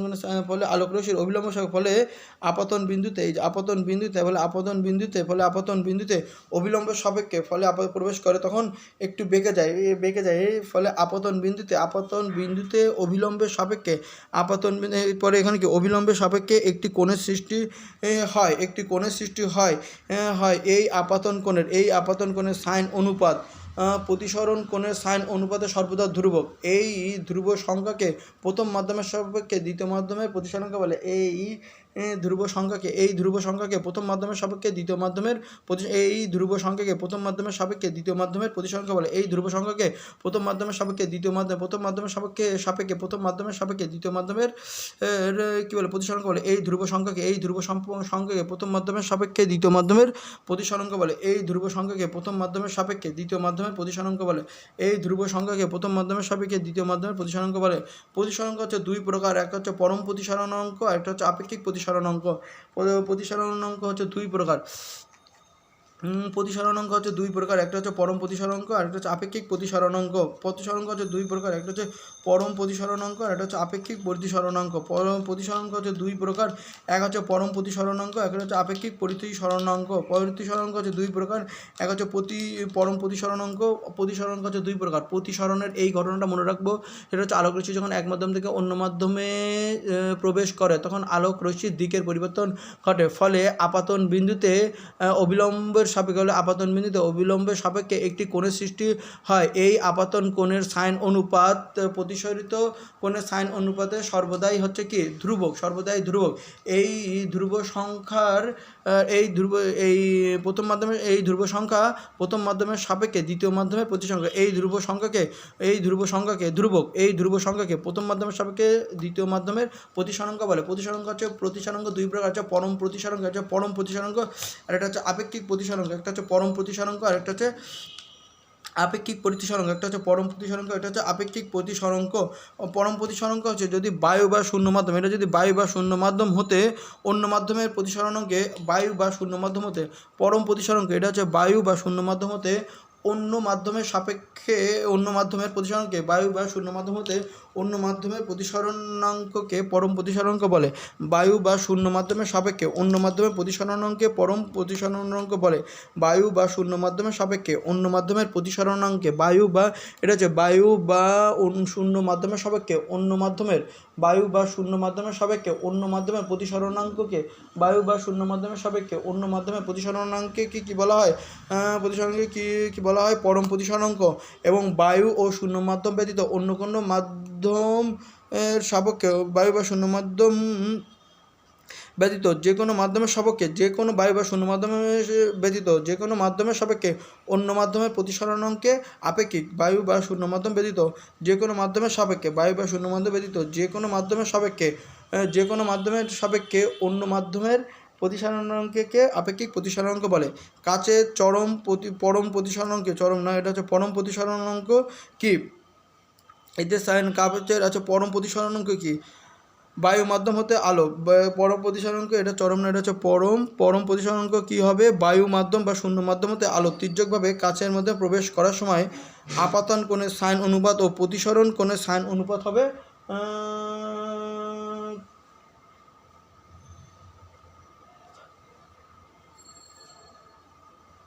বায়ু মাধ্যম হতে প্রকাশের সময় আয়নের অনুপাত ও প্রতিসরণ কোণের সাইন অনুপাত হবে হচ্ছে 1.5।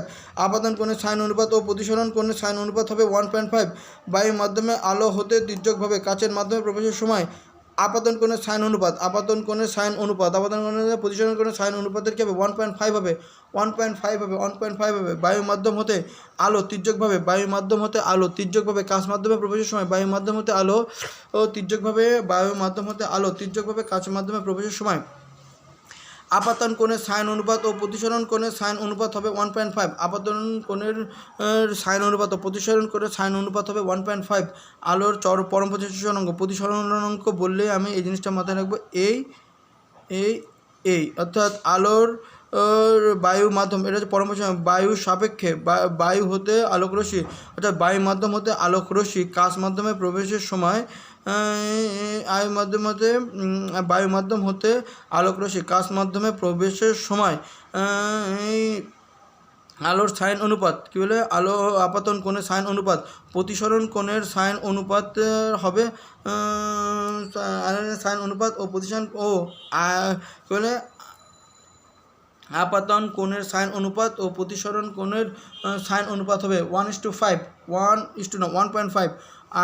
1.5 যখন হবে কী বলে?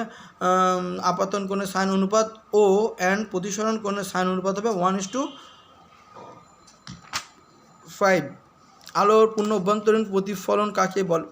পূর্ণ অভ্যন্তরীণ প্রতিফলন পরে সংকট কোণের সাপেক্ষে যে আলোক রশ্মি যখন পূর্ণ অভ্যন্তরীণ প্রতিফলন পরে আলোক রশ্মি, এটাই মনে রাখবো, ঘন মাধ্যম আলোক রশ্মি যখন ঘন মাধ্যম থেকে হালকা মাধ্যমে প্রবেশের সময় সংকট কোণ অপেক্ষা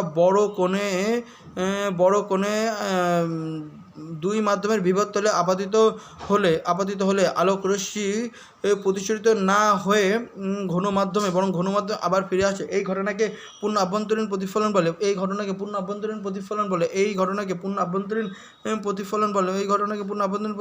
বলে। আলোক রশ্মি ঘন মাধ্যম থেকে হালকা মাধ্যমে প্রবেশের সময় আলোক রশ্মি ঘন মাধ্যম থেকে হালকা মাধ্যমে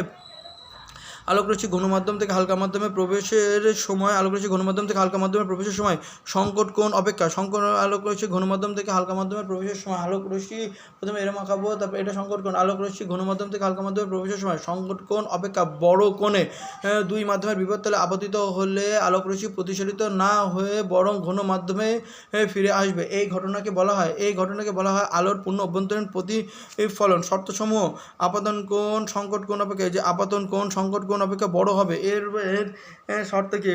প্রতিফলনের পূর্ণ অভ্যন্তরীণ প্রতিফলনের শর্ত কি? আপাতন কোণ সংকট কোণ থেকে বড় হবে।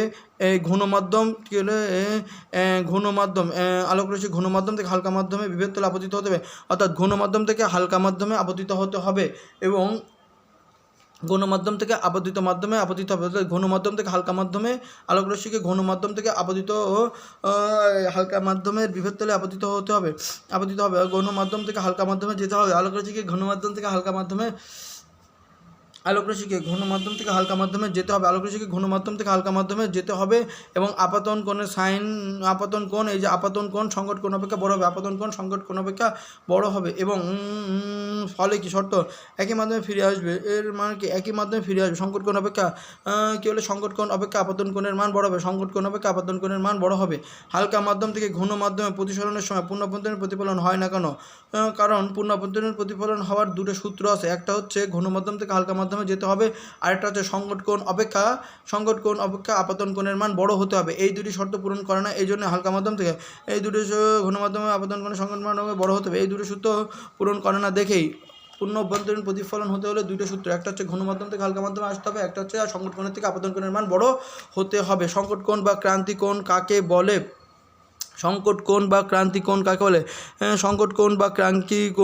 বলে? আলোক রশ্মি ঘন মাধ্যম থেকে হালকা মাধ্যমে প্রবেশের সময় যে কোণ সৃষ্টির কারণে আলোক রশ্মি প্রতিসরিত না হয়ে অবিলম্ব বরাবর বিভবতল প্রতিফলিত না হয়ে বিভবতল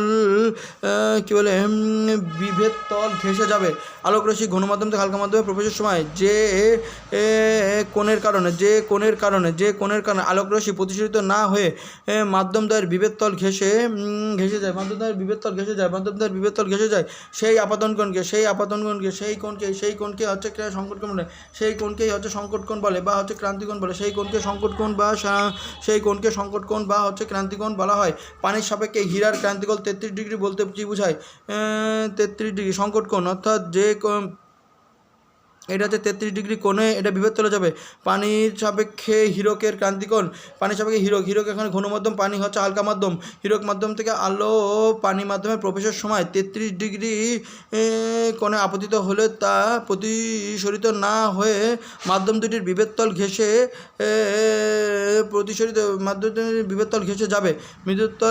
যাবে।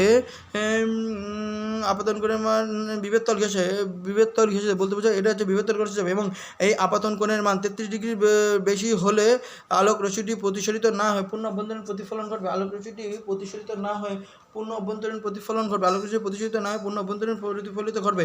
হীরকের সংকট কোণ বলতে কি বোঝায়? হীরকে বায়ুর সাপেক্ষে, এটা হচ্ছে হীরক বলতে বায়ুর সাপেক্ষে হীরকের সংকট কোণ 28 ডিগ্রি, অর্থাৎ হীরক 28 ডিগ্রি কোণে এটি প্রতিসরিত না হয়ে বিভবতল ঘেঁষে যাবে এবং 28 ডিগ্রি যদি বেশি আপাতন কোণের মান 28 ডিগ্রি বেশি হলে আপাতন কোণের মান যদি 28 ডিগ্রি বেশি হয় তাহলে এটা প্রতিসরিত না হয়ে আবার পুনরায় ফিরে এসে পূর্ণ অভ্যন্তরীণ প্রতিফলন ঘটাবে। 28 ডিগ্রি কম হলে তখন সেটা প্রতিসরিত হবে। মরীচিকা কি? এটা হচ্ছে কি উত্তপ্ত মরুভূমিতে মরীচিকা সৃষ্টির ঘটনাটি বর্ণনা করুন। মরীচিকা হচ্ছে আলোর পূর্ণ অভ্যন্তরীণ প্রতিফলনের জন্য আলোর পূর্ণ অভ্যন্তরীণ প্রতিফলনের জন্য মেরু বা মরু অঞ্চলে, আর মরীচিকা হচ্ছে আলোর পূর্ণ অভ্যন্তরীণ প্রতিফলনের জন্য মেরু বা মরু অঞ্চলে দর্শকের সৃষ্ট এক ধরনের এক ধরনের দৃষ্টিভ্রম আলোর পূর্ণ অভ্যন্তরীণ প্রতিফলনের জন্য মেরু বা মেরু অঞ্চলে সৃষ্ট এক ধরনের দৃষ্টিভ্রম মরু বা মেরু অঞ্চলে সৃষ্ট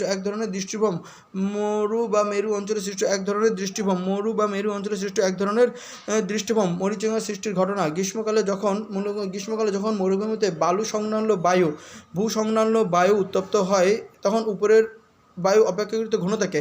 অর্থাৎ এখানে যখন বায়ু হচ্ছে তখন এই ভূসংলগ্ন বায়ু হচ্ছে কী হচ্ছে, হালকা থাকতেছে, উপরের বায়ু ঘন থাকতেছে। এখন দূরের কোনো গাছ থেকে আলোক রশ্মি যখন আসে তখন ঘন মাধ্যম থেকে এটা হচ্ছে দূরের কোনো মাধ্যম থেকে যখন আলোক রশ্মি কোনো দর্শকের চোখে পড়ে তখন আলোকরশ্মি ঘন মাধ্যম থেকে হালকা মাধ্যমে যেতে থাকে এবং প্রতিসরণের নিয়ম অনুযায়ী ঘন মাধ্যম থেকে হালকা মাধ্যমে যেতে সামান্য বেঁকে যায়। এইভাবে সামান্য বাঁকতে থাকে। হালকা মাধ্যমে প্রতিসরণের নিয়ম অনুযায়ী অবিলম্ব হতে দূরে সরে যেতে থাকে এবং একসময় তার প্রতিসরিত না হয়ে পূর্ণ অভ্যন্তরীণ প্রতিফলন ঘটে। তখন একসময় প্রতিসরিত না হয়ে পূর্ণ অভ্যন্তরীণ প্রতিফলন হয়ে পথিকের চোখে প্রবেশ করে। তখন দূরের গাছটির উল্টো প্রতিবিম্ব পথিকের চোখে ধরা পড়ে। তখন পথিক মনে করে সামনে একটি জলাশয় আছে এবং তাতে গাছটির প্রতিফলিত হচ্ছে এবং তাতে সামনে একটি জলাশয় আছে এবং তাতে গাছটির প্রতিফলিত হচ্ছে এবং তাতে গাছটি প্রতিফলিত হয়েছে। গ্রীষ্মকালে মরুভূমিতে বালু সংলগ্ন বায়ু উত্তপ্ত হয় এবং উপরের বায়ু অপেক্ষাকৃত ঘন থাকে। দূরের কোনো গাছ থেকে আলোকরশ্মি পথিকের চোখে আসার সময় আলোকরশ্মি ঘন স্তর থেকে হালকা স্তরে প্রবেশ করে। প্রতিসরিত রশ্মি ঘন মাধ্যম থেকে হালকা মাধ্যমে প্রবেশের সময় প্রতিসরণের নিয়ম অনুযায়ী অবিলম্ব থেকে দূরে সরে যেতে একসময় আর প্রতিসরিত না হয়ে পূর্ণ অভ্যন্তরীণ প্রতিফলন ঘটে। এর ফলে আলোকরশ্মিটি ওই ঘন মাধ্যমে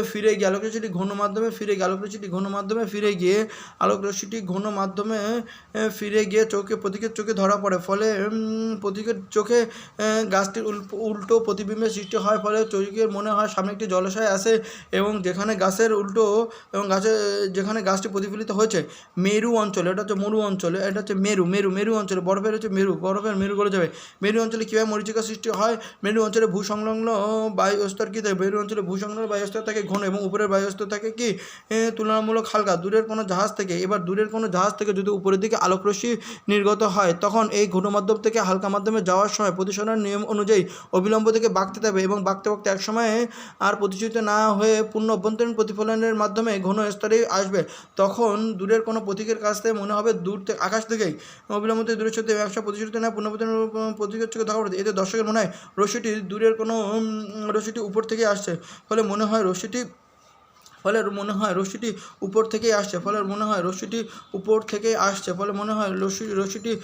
উপর থেকে আসছে। লেন্স কি, কত প্রকার ও কি কি? লেন্স কি, কত প্রকার ও কি কি? দুইটি লেন্স হচ্ছে দুইটি গোলকীয় বা একটি বলেছে দুইটি গোলকীয়, যেরকম এইটা একটা লেন্স। দুইটি গোলকীয় বা একটি গোলকীয় ও একটি সমতল পৃষ্ঠ দ্বারা সীমাবদ্ধ স্বচ্ছ সমসত্ত্বকে লেন্স বলে। দুইটি গোলকীয় লেন্স কাকে বলে? লেন্স হচ্ছে দুইটি গোলকীয় বা একটি গোলকীয় ও সমতল পৃষ্ঠ দ্বারা সীমাবদ্ধ স্বচ্ছ সমসত্ত্ব পদার্থকে স্বচ্ছ সমসত্ত্ব বস্তুকে লেন্স বলে। স্বচ্ছ সমসত্ত্ব বস্তুকে হচ্ছে লেন্স বলে। দুইটি গোলকীয় বা একটি গোলকীয় ও একটি সমতল পৃষ্ঠ দ্বারা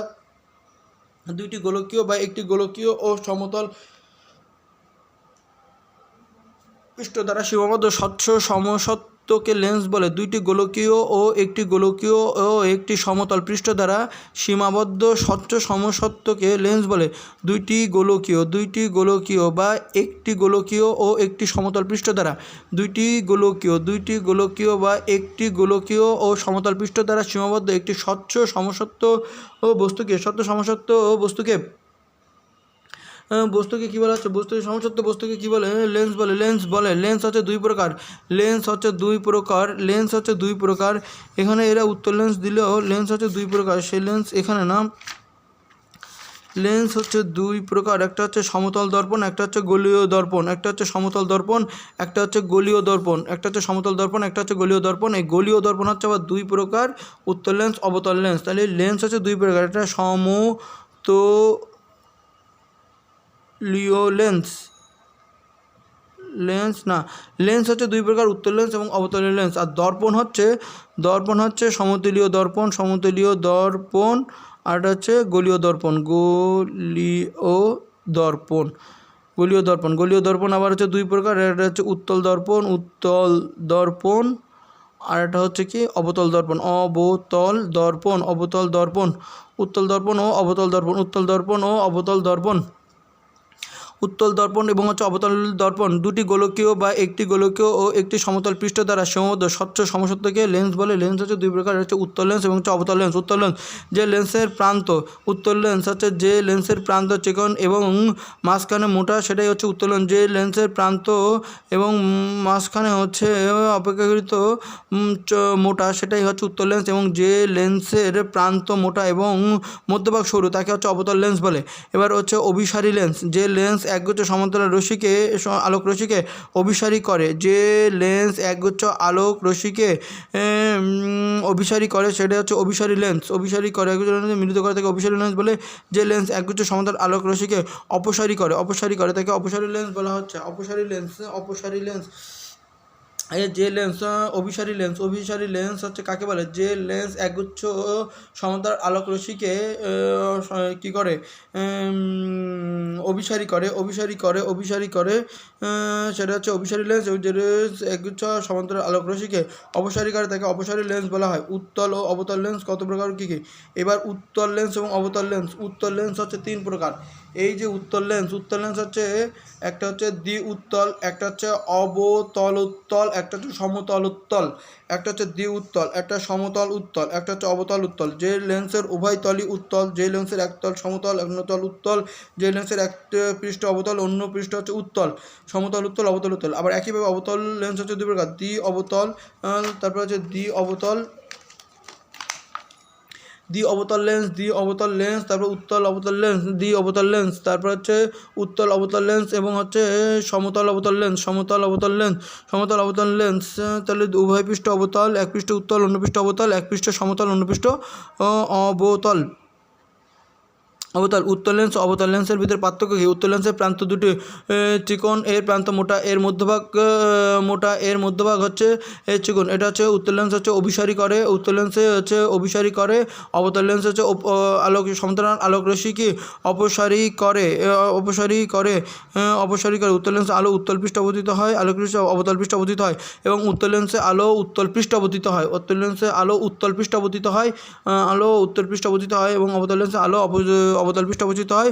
এটা হচ্ছে অভিসারী করে, এটা হচ্ছে অভিসারী লেন্স, এটা হচ্ছে অপসারী লেন্স। এবার উত্তল লেন্স ও অবতল লেন্সের ব্যবহার। উত্তল লেন্স এটা আতসী কাচ হিসেবে ব্যবহার করা হয়, গাড়িতে দূরের যান দেখার জন্য এটা গাড়িতে ব্যবহার করা হয়, আতসী কাচ হিসেবে ব্যবহার করা হয়। তারপর গাড়ির পেছনে গাড়ি দেখার জন্য এর দুইটি দর্পণ হিসেবে ব্যবহার করা হয়। মোটর গাড়ির যে হেডলাইটে এই লেন্স ব্যবহার করা হয়। চশমা এটি ব্যবহার করা হয়। অবতল লেন্স এটা চশমা হিসেবে ব্যবহার করা হয়, এবং এই অবতল লেন্স হচ্ছে সিনেমা প্রজেক্টর স্টোরে দেখানো হয়।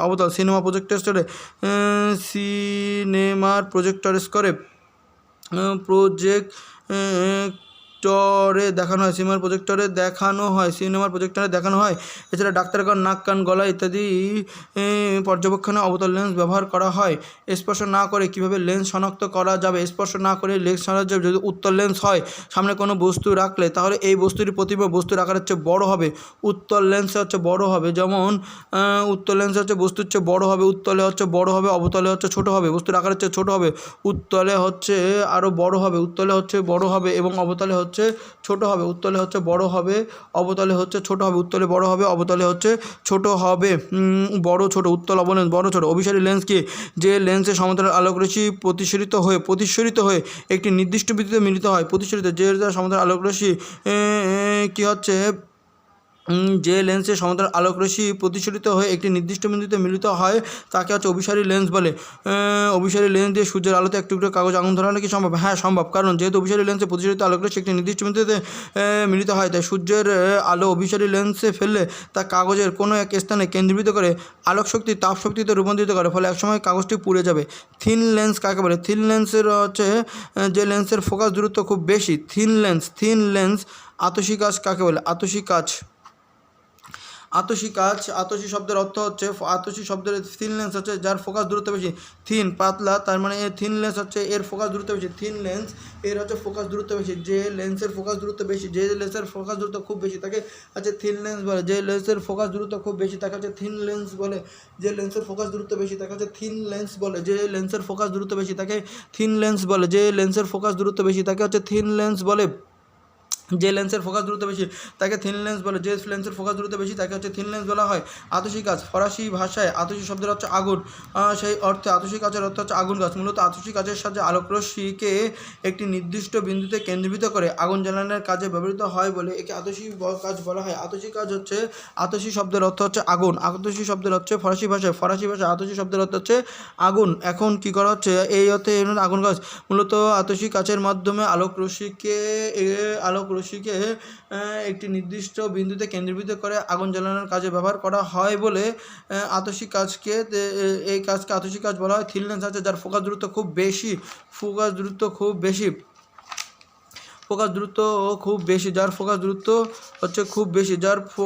খুব বেশি।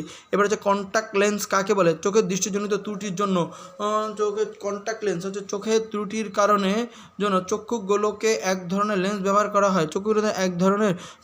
কন্ট্যাক্ট লেন্স চোখের ত্রুটি দূর করার জন্য ত্রুটিযুক্ত লেন্স এর পরিবর্তে ত্রুটিযুক্ত লেন্স এর জায়গায় এক ধরনের লেন্স ব্যবহার করা হয়। যে লেন্স ব্যবহার করা হয় ত্রুটি দূর করার জন্য, যে লেন্সের ব্যবহার করা হয় ত্রুটি দূর করার জন্য চক্ষু গোলকের যে ধরনের দূর করার জন্য যে লেন্সের ব্যবহার করা হয় সেটা হচ্ছে কন্ট্যাক্ট লেন্স। ত্রুটিযুক্ত লেন্সকে গবেষণার মাধ্যমে সৃষ্ট লেন্স দ্বারা প্রতিস্থাপনকেই হচ্ছে কন্ট্যাক্ট লেন্স বলে। যে লেন্স ত্রুটিপূর্ণ চোখের লেন্স হচ্ছে কন্ট্যাক্ট লেন্স কাকে বলে? কন্ট্যাক্ট লেন্স হচ্ছে ত্রুটিপূর্ণ লেন্সকে পরীক্ষাগারে গবেষণাগারের মাধ্যমে সৃষ্ট যে লেন্সের মাধ্যমে প্রতিস্থাপন করে চোখের ত্রুটি দূর করা হয় সেটাই হচ্ছে কন্ট্যাক্ট লেন্স। লেন্সের ক্ষমতা কাকে বলা হয়? লেন্সের ক্ষমতা বলতে অভিসারী হওয়ার ক্ষমতা, একগুচ্ছ সমান্তরাল আলোকরশ্মিকে অভিসারী গুচ্ছে বা অপসারী গুচ্ছে পরিণত করার ক্ষমতাকে বা প্রবণতাকে লেন্সের ক্ষমতা বলা হয়। লেন্সের ক্ষমতা কি? লেন্সের ক্ষমতা হচ্ছে একগুচ্ছ সমান্তরাল আলোকরশ্মিতে যে ক্ষমতা বলে অভিসারী বা অপসারী করা হয়, অপসারী গুচ্ছ পরিণত করা হয় তাকেই হচ্ছে লেন্সের ক্ষমতা বলা হয়। স্বল্প দৃষ্টি বা হ্রস্ব দৃষ্টি কি? এ ত্রুটি হলে চশমায় কী ধরনের লেন্স ব্যবহার করা হয়? স্বল্প দৃষ্টি হচ্ছে এর ফলে কাছের জিনিস স্পষ্ট দেখতে পাওয়া যায় কিন্তু দূরের জিনিস ভালোভাবে দেখতে পাওয়া যায় না। এর ফলে কাছের জিনিস স্পষ্ট দেখতে পাওয়া যায় কিন্তু দূরের জিনিস ভালোভাবে দেখতে পাওয়া যায় না। এ ত্রুটি হলে চশমায় অবতল লেন্স ব্যবহার করা হয়। অর্থাৎ জিনিসটাকে বড় করে দেখানোর জন্য উত্তল লেন্স হচ্ছে বড়, অবতল লেন্স হচ্ছে স্বল্প দৃষ্টি। এর ফলে কাছের জিনিস স্পষ্ট দেখতে পাওয়া যায়। স্বল্প দৃষ্টিতে কাছের স্বল্প দৃষ্টি জিনিস দেখা যায়। স্বল্প দৃষ্টি মায়োপিক মানে স্বল্প দৃষ্টি এর ফলে কাছের জিনিস স্পষ্ট দেখতে পাওয়া যায় কিন্তু দূরের জিনিস ভালোভাবে দেখতে পাওয়া যায় না। এর ফলে কাছের জিনিস স্পষ্ট দেখা যায় কিন্তু দূরের জিনিস স্পষ্ট দেখতে পাওয়া যায় না। এর ফলে কাছের জিনিস স্পষ্ট দেখা যায় কিন্তু দূরের জিনিস স্পষ্ট তো দেখা যায় না। এর ফলে কাছের জিনিস স্পষ্ট দেখা যায় কিন্তু দূরের জিনিস স্পষ্ট তো দেখা যায় না। এর ফলে কাছের জিনিস স্পষ্ট দেখা যায় কিন্তু দূরের জিনিস স্পষ্ট দেখা যায় না। স্বল্প দৃষ্টি যদি হয় তাহলে কাছের জিনিস স্পষ্ট দেখা যাবে কিন্তু দূরের জিনিস ভালোভাবে দেখতে পাওয়া যায় না। এটা যদি হয় তাহলে স্বল্প দৃষ্টিতে অবতল লেন্স ব্যবহার করা হয়। স্বল্প দৃষ্টিতে অবতল লেন্স ব্যবহার করা হয়। দূরদৃষ্টিতে এই চোখের এটা একটা চোখের ত্রুটি। এই ত্রুটি হলে আক্রান্ত ব্যক্তি দূরের জিনিস স্পষ্ট দেখবে কিন্তু কাছের জিনিস দেখতে পায় না। এর ফলে কাছের জিনিস স্পষ্ট দেখতে পায় না কিন্তু দূরের জিনিস স্পষ্ট দেখতে পাওয়া যায়।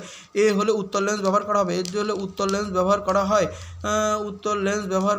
এটি হলে উত্তল লেন্স ব্যবহার করা হয়।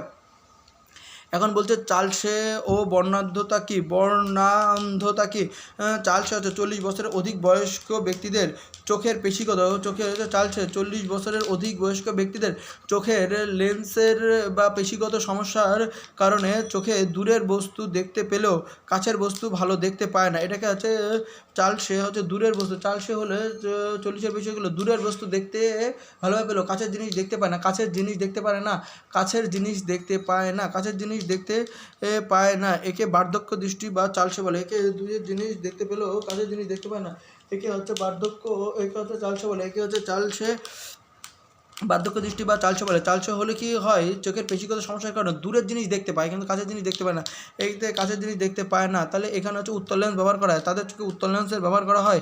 কাছের জিনিস দেখতে পায় না, উত্তর লেন্স ব্যবহার করা হয়, উত্তর লেন্স ব্যবহার করা হয়, তাদের জন্য উত্তর লেন্সের ব্যবহার করা হয়। আমাদের চোখের রেটিনায় আচ্ছা এখন বলা হচ্ছে বর্ণান্ধতা কি বর্ণান্ধতা। আমাদের চোখের রেটিনায় তিন রকমের স্নায়ুগুচ্ছ বিদ্যমান। আমাদের চোখের রেটিনায় 3 ধরনের স্নায়ুগুচ্ছ বিদ্যমান। আমাদের চোখের রেটিনায় 3 ধরনের স্নায়ুগুচ্ছ বিদ্যমান। আমাদের চোখের যে রেটিনা, এই রেটিনায় 3 ধরনের স্নায়ুগুচ্ছ বিদ্যমান। আমাদের চোখের রেটিনায় 3 ধরনের স্নায়ুগুচ্ছ বিদ্যমান। আমাদের চোখের রেটিনায় 3 রকমের স্নায়ুগুচ্ছ বিদ্যমান, যেগুলো মৌলিক বর্ণ সম্পর্কে অনুভূতি সৃষ্টি করে। 3 ধরনের স্নায়ুগুচ্ছ বিদ্যমান, এগুলো মৌলিক বর্ণের উপস্থিতিতে অনুভূতি সৃষ্টি করে। এই স্নায়ুগুচ্ছের কোনো একটির যথাযথ সক্রিয়তার অভাবে মানুষকে বিশেষ রং সম্পর্কে অনুভূতিহীন করে তোলে। একে বর্ণান্ধতা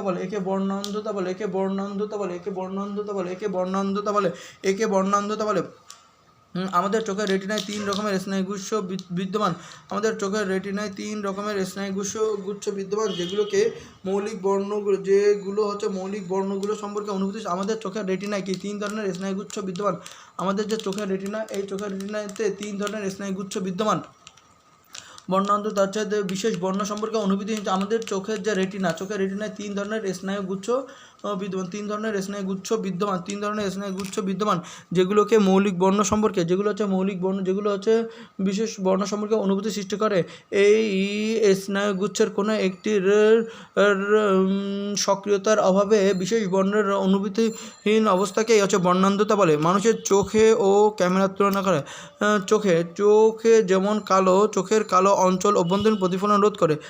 প্রথমে হচ্ছে চোখের হচ্ছে কালো অঞ্চল অভ্যন্তরীণ প্রতিফলন রোধ করে। ক্যামেরার কালো রং অভ্যন্তরীণ প্রতিফলন রোধ করে। চোখের চোখের রেটিনায় লক্ষ্যবস্তুর বিম্ব গঠিত হয়। এই যে রেটিনা, তারপর চোখের রেটিনায় লক্ষ্যবস্তুর বিম্ব গঠিত হয়। ক্যামেরায় আলোক সংবেদী ফিল্ম, এখানে হচ্ছে রেটিনা, এখানে হচ্ছে আলোক সংবেদী ফিল্ম। একটা হচ্ছে রেটিনা, একটা হচ্ছে আলোক সংবেদী ফিল্ম। আর একটা হচ্ছে আলোক সংবেদী ফিল্ম। চোখের রেটিনায় লক্ষ্যবস্তু গঠিত হয়। চোখের রেটিনায় লক্ষ্যবস্তু গঠিত হয়। ক্যামেরায় আলোক সংবেদী ফিল্মে বিম গঠিত হয়। ক্যামেরার আলোক সংবেদী ফিল্মে বিম গঠিত হয়। তাহলে চোখের কালো অঞ্চল অভ্যন্তরীণ প্রতিরোধ করে। প্রতিফলন রোধ করে। চোখের যে কালো অঞ্চল অভ্যন্তরীণ প্রতিফলন রোধ করে। ক্যামেরার কালো অংশ অভ্যন্তরীণ প্রতিফলন রোধ করে। এটা গেল। এবার হচ্ছে চোখের যে রেটিনা এটা কি করে, যে প্রতিবিম্ব সৃষ্টি করে। চোখের রেটিনা হচ্ছে চোখের রেটিনায় হচ্ছে বিম্ব সৃষ্টি করে। চোখের লক্ষ্যবস্তুর বিম্ব সৃষ্টি করে। চোখের যে রেটিনায়, এটা হচ্ছে আলোক সংবেদী অংশ। চোখের রেটিনায় লক্ষ্যবস্তুর বিম্ব সৃষ্টি করে। চোখের রেটিনায় লক্ষ্যবস্তুর বিম্ব গঠিত হয়। চোখের রেটিনায় লক্ষ্যবস্তুর বিম্ব গঠিত হয়। চোখের রেটিনায় লক্ষ্যবস্তুর বিম্ব গঠিত হয়। ক্যামেরায় আলোক সংবেদী ফিল্মে বিম্ব গঠিত হয়। ক্যামেরার আলোক সংবেদী ফিল্মে বিম্ব গঠিত হয়। ক্যামেরার আলোক সংবেদী ফিল্মে বিম্ব গঠিত হয়। ক্যামেরার আলোক সংবেদী ফিল্মে বিম্ব গঠিত হয়। ক্যামেরার আলোক সংবেদী ফিল্মে বিম্ব গঠিত হয়। চোখের পাতা আলোক সংপাতের সময় নিয়ন্ত্রণ করে। চোখের পাতা আলোক সংপাতের সময় নিয়ন্ত্রণ করে। আর ক্যামেরার শাটার আলোক সংপাতের সময় নিয়ন্ত্রণ করে। চোখের পাতা প্রথমে চোখের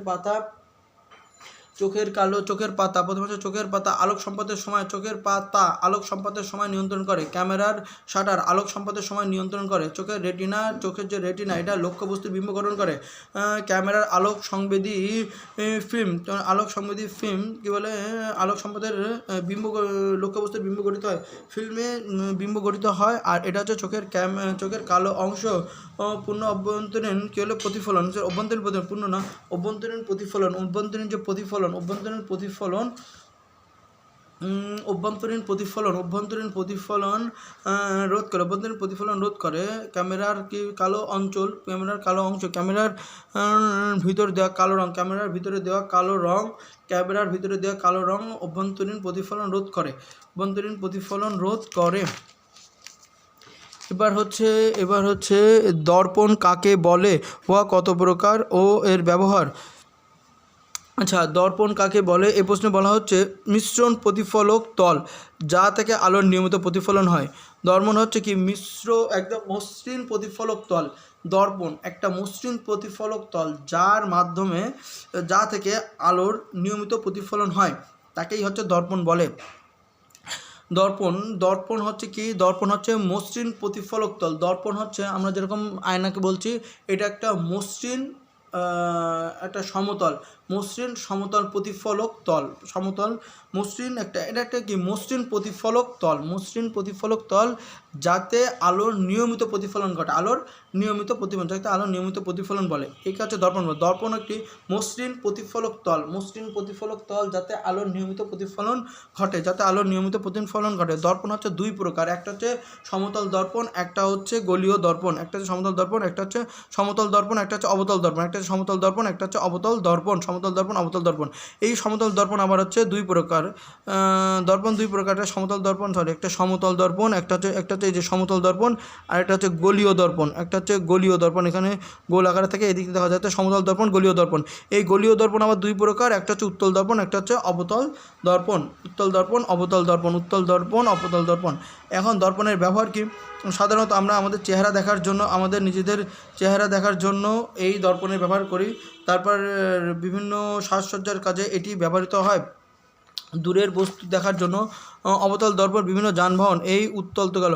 অবতল দর্পণ বিভিন্ন যানবাহন প্রতিফলিত হিসেবে ব্যবহৃত হয়। উত্তল দর্পণ প্রজেক্টর এবং দাঁত পরীক্ষার কাজে প্রতিফলক হিসেবে ব্যবহৃত হয়। উত্তল দর্পণ প্রজেক্টর এবং দাঁত পরীক্ষার কাজে প্রতিফলক হিসেবে ব্যবহার করা হয়। লেন্স, এটা তো লেন্স। আর উত্তল দর্পণ এগুলো হচ্ছে দর্পণ কী করে হচ্ছে এই একসাথেই ব্যবহার করতে হবে, একসাথেই দিতে হবে। এই দর্পণগুলো দ্বারা আমাদের দাঁত ও কী করা হয়, দাঁত ও চোখের লেন্স আর এর ভিতরে পার্থক্য আছে। দাঁত দেখা হয়, চিকিৎসার ক্ষেত্রে ব্যবহার করা হয়।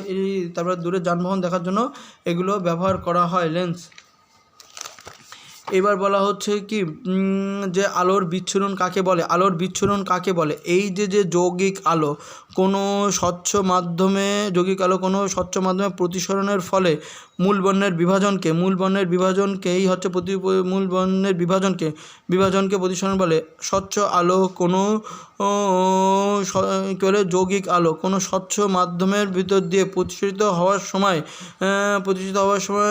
যে বিভাজনের সৃষ্টি করে, একে যে বিভাজনের সৃষ্টি যৌগিক আলোর যে বিভাজনের সৃষ্টি হয়, একেই হচ্ছে আলোর বিচ্ছুরণ বলে। চারিদিকে ছড়িয়ে যায় ঘটনাকেই হচ্ছে আলোর বিচ্ছুরণ বলে। চারিদিকে ছড়িয়ে যাওয়ার ঘটনাকে আলোর বিচ্ছুরণ বলে। আলোর বিচ্ছুরণের ব্যাখ্যা করার জন্য একটা সাদা আলোকে প্রিজমের মধ্যে দিয়ে প্রবেশ করানো দরকার। আচ্ছা, কীভাবে বিচ্ছুরণ হচ্ছে? সাদা আলো যখন প্রিজমের ভিতর দিয়ে প্রবেশ করে তখন এই আলোটি প্রতিসরিত হয় প্রতিসরণের সূত্র অনুযায়ী বেঁকে যাবে। এখন সাদা আলো 7টি রঙের সমষ্টি। এই রঙগুলো তরঙ্গদৈর্ঘ্য এক এক রকম হওয়ার কারণে এক এক রং এক এক কোণে বেঁকে গিয়ে মূল বর্ণের বিভাজনের সৃষ্টি হয়। মূল যে যৌগিক বর্ণের বিভাজনের সৃষ্টি হয়। এই বিভাজিত আলোকসজ্জাই হচ্ছে বিচ্ছুরণ। এই বিভাজিত মূল বর্ণের একটা যৌগিক আলোকে একটা সাদা আলোকে প্রিজমের ভিতর দিয়ে প্রবেশ করতে হবে। তখন সাদা আলো এক মাধ্যম থেকে অন্য মাধ্যমে যাওয়ার সময় প্রতিসরণ নিয়ম অনুযায়ী বেঁকে যাবে। এখন যেহেতু যৌগিক আলো 7টি আলোর সমষ্টি, সুতরাং এই আলোর এক একটা তরঙ্গ দৈর্ঘ্য আছে। তরঙ্গ দৈর্ঘ্য অনুযায়ী এক এক আলো এক এক কোণে বেঁকে যাবে। এই মূল আলোর এক মাধ্যম থেকে অন্য মাধ্যমে বেঁকে যাওয়া বা বিভাজন হওয়াকেই বেঁকে যাওয়া বা এটাকে কী বলছি? বিভাজন হওয়াকেই হচ্ছে বিচ্ছুরণ বলে। প্রিজম কাকে বলে? প্রিজম হচ্ছে 2HC দুটি হেলানো সমতল ক্ষেত্র দ্বারা সীমাবদ্ধ স্বচ্ছ সমসত্ব প্রতিসারক মাধ্যমকে প্রিজম বলে। প্রিজম কাকে বলে? প্রিজম কাকে বলে এটা মনে রাখতে হবে। এটা হচ্ছে দুইটি হেলানো সমতুল্য ক্ষেত্রফল দ্বারা ক্ষেত্রফল দ্বারা সীমাবদ্ধ স্বচ্ছ সমসত্ব প্রতিসারক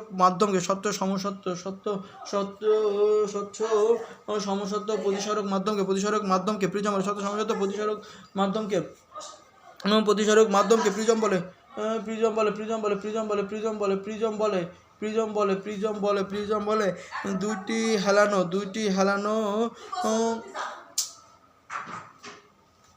দুইটি হেলানো সমতুল্য ক্ষেত্রফল দ্বারা সীমাবদ্ধ। 2HSC দুইটি হেলানো সমতুল্য ক্ষেত্রফল দ্বারা সৃষ্ট স্বচ্ছ সমসত্ব প্রতিসারক মাধ্যমকেই প্রিজম বলে। 2HSC দুইটি হেলানো সমতুল্য ও স্বচ্ছ সমতল ক্ষেত্রফল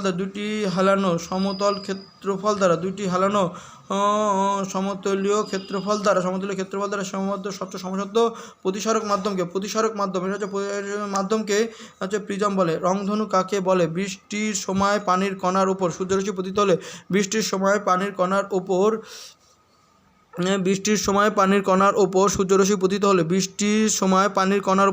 পতিত হলে সূর্যের আলোর বিপরীতে ধনুকের মতো বাঁকানো যে 7 রঙের বর্ণালী সৃষ্টি হয় তাকে রংধনু বলে।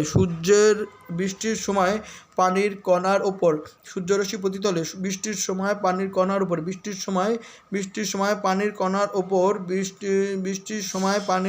উপর সূর্যরশ্মি আপতিত হলে বৃষ্টির কণা প্রিজমের ন্যায় কাজ করে। ফলে আলোক রশ্মির মূল আলোকরশ্মির যে বিভাজন ঘটে, এর ফলে সূর্যের বিপরীতে যে 7টি আলোর ধনুকের মতো বাঁকানো 7টি আলোর সজ্জা পাওয়া যায় তাকেই হচ্ছে রংধনু বলে। সাদা আলোর গঠন। সাদা আলো একটি যৌগিক আলো। সাদা আলোতে 7টি রঙের মিশ্রণ থাকে। সাদা আলোকে একটি প্রিজমের সামনে রাখলে সাদা আলো 7টি রঙের বিভাজন হয়। কিন্তু এই বিভাজিত আলোকে যদি আর কোনো প্রিজমের সামনে রাখা হয় তাহলে তাতে বিচ্ছুরিত হবে না, অর্থাৎ সেই আলোগুলো বিচ্ছুরিত হচ্ছে না। কাজে এই 7টি আলো দ্বারা গঠিত এই 7টি বর্ণ দ্বারা এইগুলো সংমিশ্রণ সাদা আলোর গঠন আছে বেনিয়া সহকলা। এই 7টি আলোর মিশ্রণকে একসাথে যৌগিক বলা হয়। সাদা আলো বলা হয়। দীপ্তমান বস্তু থেকে চোখে আলো আসার তত্ত্ব কি? কোনো একটা দীপ্তমান তত্ত্ব হচ্ছে 4টা। একটা হচ্ছে আলোর কণা তত্ত্ব, একটা হচ্ছে আলোর তরঙ্গ তত্ত্ব, একটা হচ্ছে তড়িৎ চৌম্বক তরঙ্গ, আর একটা হচ্ছে কোয়ান্টাম তত্ত্ব। একটা হচ্ছে 4টে তত্ত্ব। দীপ্তমান বস্তু থেকে চোখে আলো আসার তত্ত্ব কি? দীপ্তমান বস্তু থেকে চোখে আলো আসার তত্ত্ব হচ্ছে 4টি। একটা হচ্ছে আলোর কণা তত্ত্ব, একটা হচ্ছে আলোর তরঙ্গ তত্ত্ব, একটা হচ্ছে কোয়ান্টাম তত্ত্ব, একটা হচ্ছে তড়িৎ তত্ত্ব। আলোর কণা তত্ত্ব অনুযায়ী কি বলতে হচ্ছে? আলোর কণা তত্ত্ব এর করেছেন কে? নিউটন। আলোর হচ্ছে কণা নিউটন, বিখ্যাত বিজ্ঞানী নিউটন। বিখ্যাত বিজ্ঞানী আইজ্যাক নিউটন আলোর কণা তত্ত্ব প্রদান করেন। তার মতে কোনো উজ্জ্বল বস্তু হতে আলোক রশ্মি কোনো উজ্জ্বল বস্তু হতে ক্ষুদ্র ক্ষুদ্র কণা অনবরত সরল রেখা বরাবর চারিদিকে ছড়িয়ে পড়ে এবং এই কণা যখন আমাদের চোখে প্রচণ্ডভাবে সরলরেখা বরাবর চারিদিকে ছড়িয়ে পড়ে এবং যখন আমাদের চোখে আঘাত করে তখন ওই বস্তু সম্পর্কে আমাদের অনুভূতি সৃষ্টি হয়। অর্থাৎ বলতে যাচ্ছে কোনো এক তত্ত্ব অনুযায়ী এটা একটা উজ্জ্বল বস্তু হতে এখান থেকে ক্ষুদ্র ক্ষুদ্র কণা ঝাঁকে ঝাঁকে আলোকরশ্মি এরপর পড়ার পরে এখান থেকে ক্ষুদ্র ক্ষুদ্র কণা আলোকরশ্মি যখন এরপরে পড়ে তখন এখান থেকে ক্ষুদ্র ক্ষুদ্র কণা ঝাঁকে ঝাঁকে অনবরত বেরোতে থাকে। এই কণাসমূহ প্রচণ্ড বেগে সরলরেখা বরাবর চারিদিকে ছড়িয়ে পড়ে। যখন আমাদের চোখে আঘাত করে তখন এই বস্তু সম্পর্কে আমাদের অনুভূতির সৃষ্টি হয়। এটা হচ্ছে আলোর কণা তত্ত্ব। এবার হচ্ছে আলোর তরঙ্গ তত্ত্ব। আলোর তরঙ্গ তত্ত্ব বিখ্যাত বিজ্ঞানী হাইগেন আলোর তরঙ্গ হচ্ছে হাইগেন এই কণা তত্ত্ব দেন। বিখ্যাত বিজ্ঞানী হাইগেন এই তত্ত্বটি প্রদান করেন। তো আলোর হচ্ছে তরঙ্গ আকার। আলো একটি কাল্পনিক ইথার নামক একটি কাল্পনিক মাধ্যম দ্বারা তরঙ্গ আকারে এক মাধ্যম দিয়ে অন্য স্থানে গমন করে এবং গমনের পথে আমাদের চোখে পড়লে আমাদের অনুভূতির সৃষ্টি হয়। এটি আলোর তরঙ্গ তত্ত্ব। তিনি বলছেন আলো একটি কাল্পনিক ইথার নামক একটি মাধ্যম দ্বারা তরঙ্গ আকারে এক স্থান থেকে অন্য স্থানে গমন করে এবং এই তরঙ্গ আমাদের চোখে পড়লে আমাদের অনুভূতির সৃষ্টি হয়। কোয়ান্টাম তত্ত্ব। কোয়ান্টাম বলতে বোঝাচ্ছে আলোক রশ্মি কোনো একটি উজ্জ্বল বস্তু। আলোর কোয়ান্টাম ম্যাক্স প্লাঙ্ক এই আলোর কণা তত্ত্ব কোয়ান্টাম তত্ত্ব প্রয়োগ করেন। ম্যাক্স প্লাঙ্কের মধ্যে কোনো উজ্জ্বল বস্তু হতে আলোক রশ্মি অনবরত নিরবিচ্ছিন্নভাবে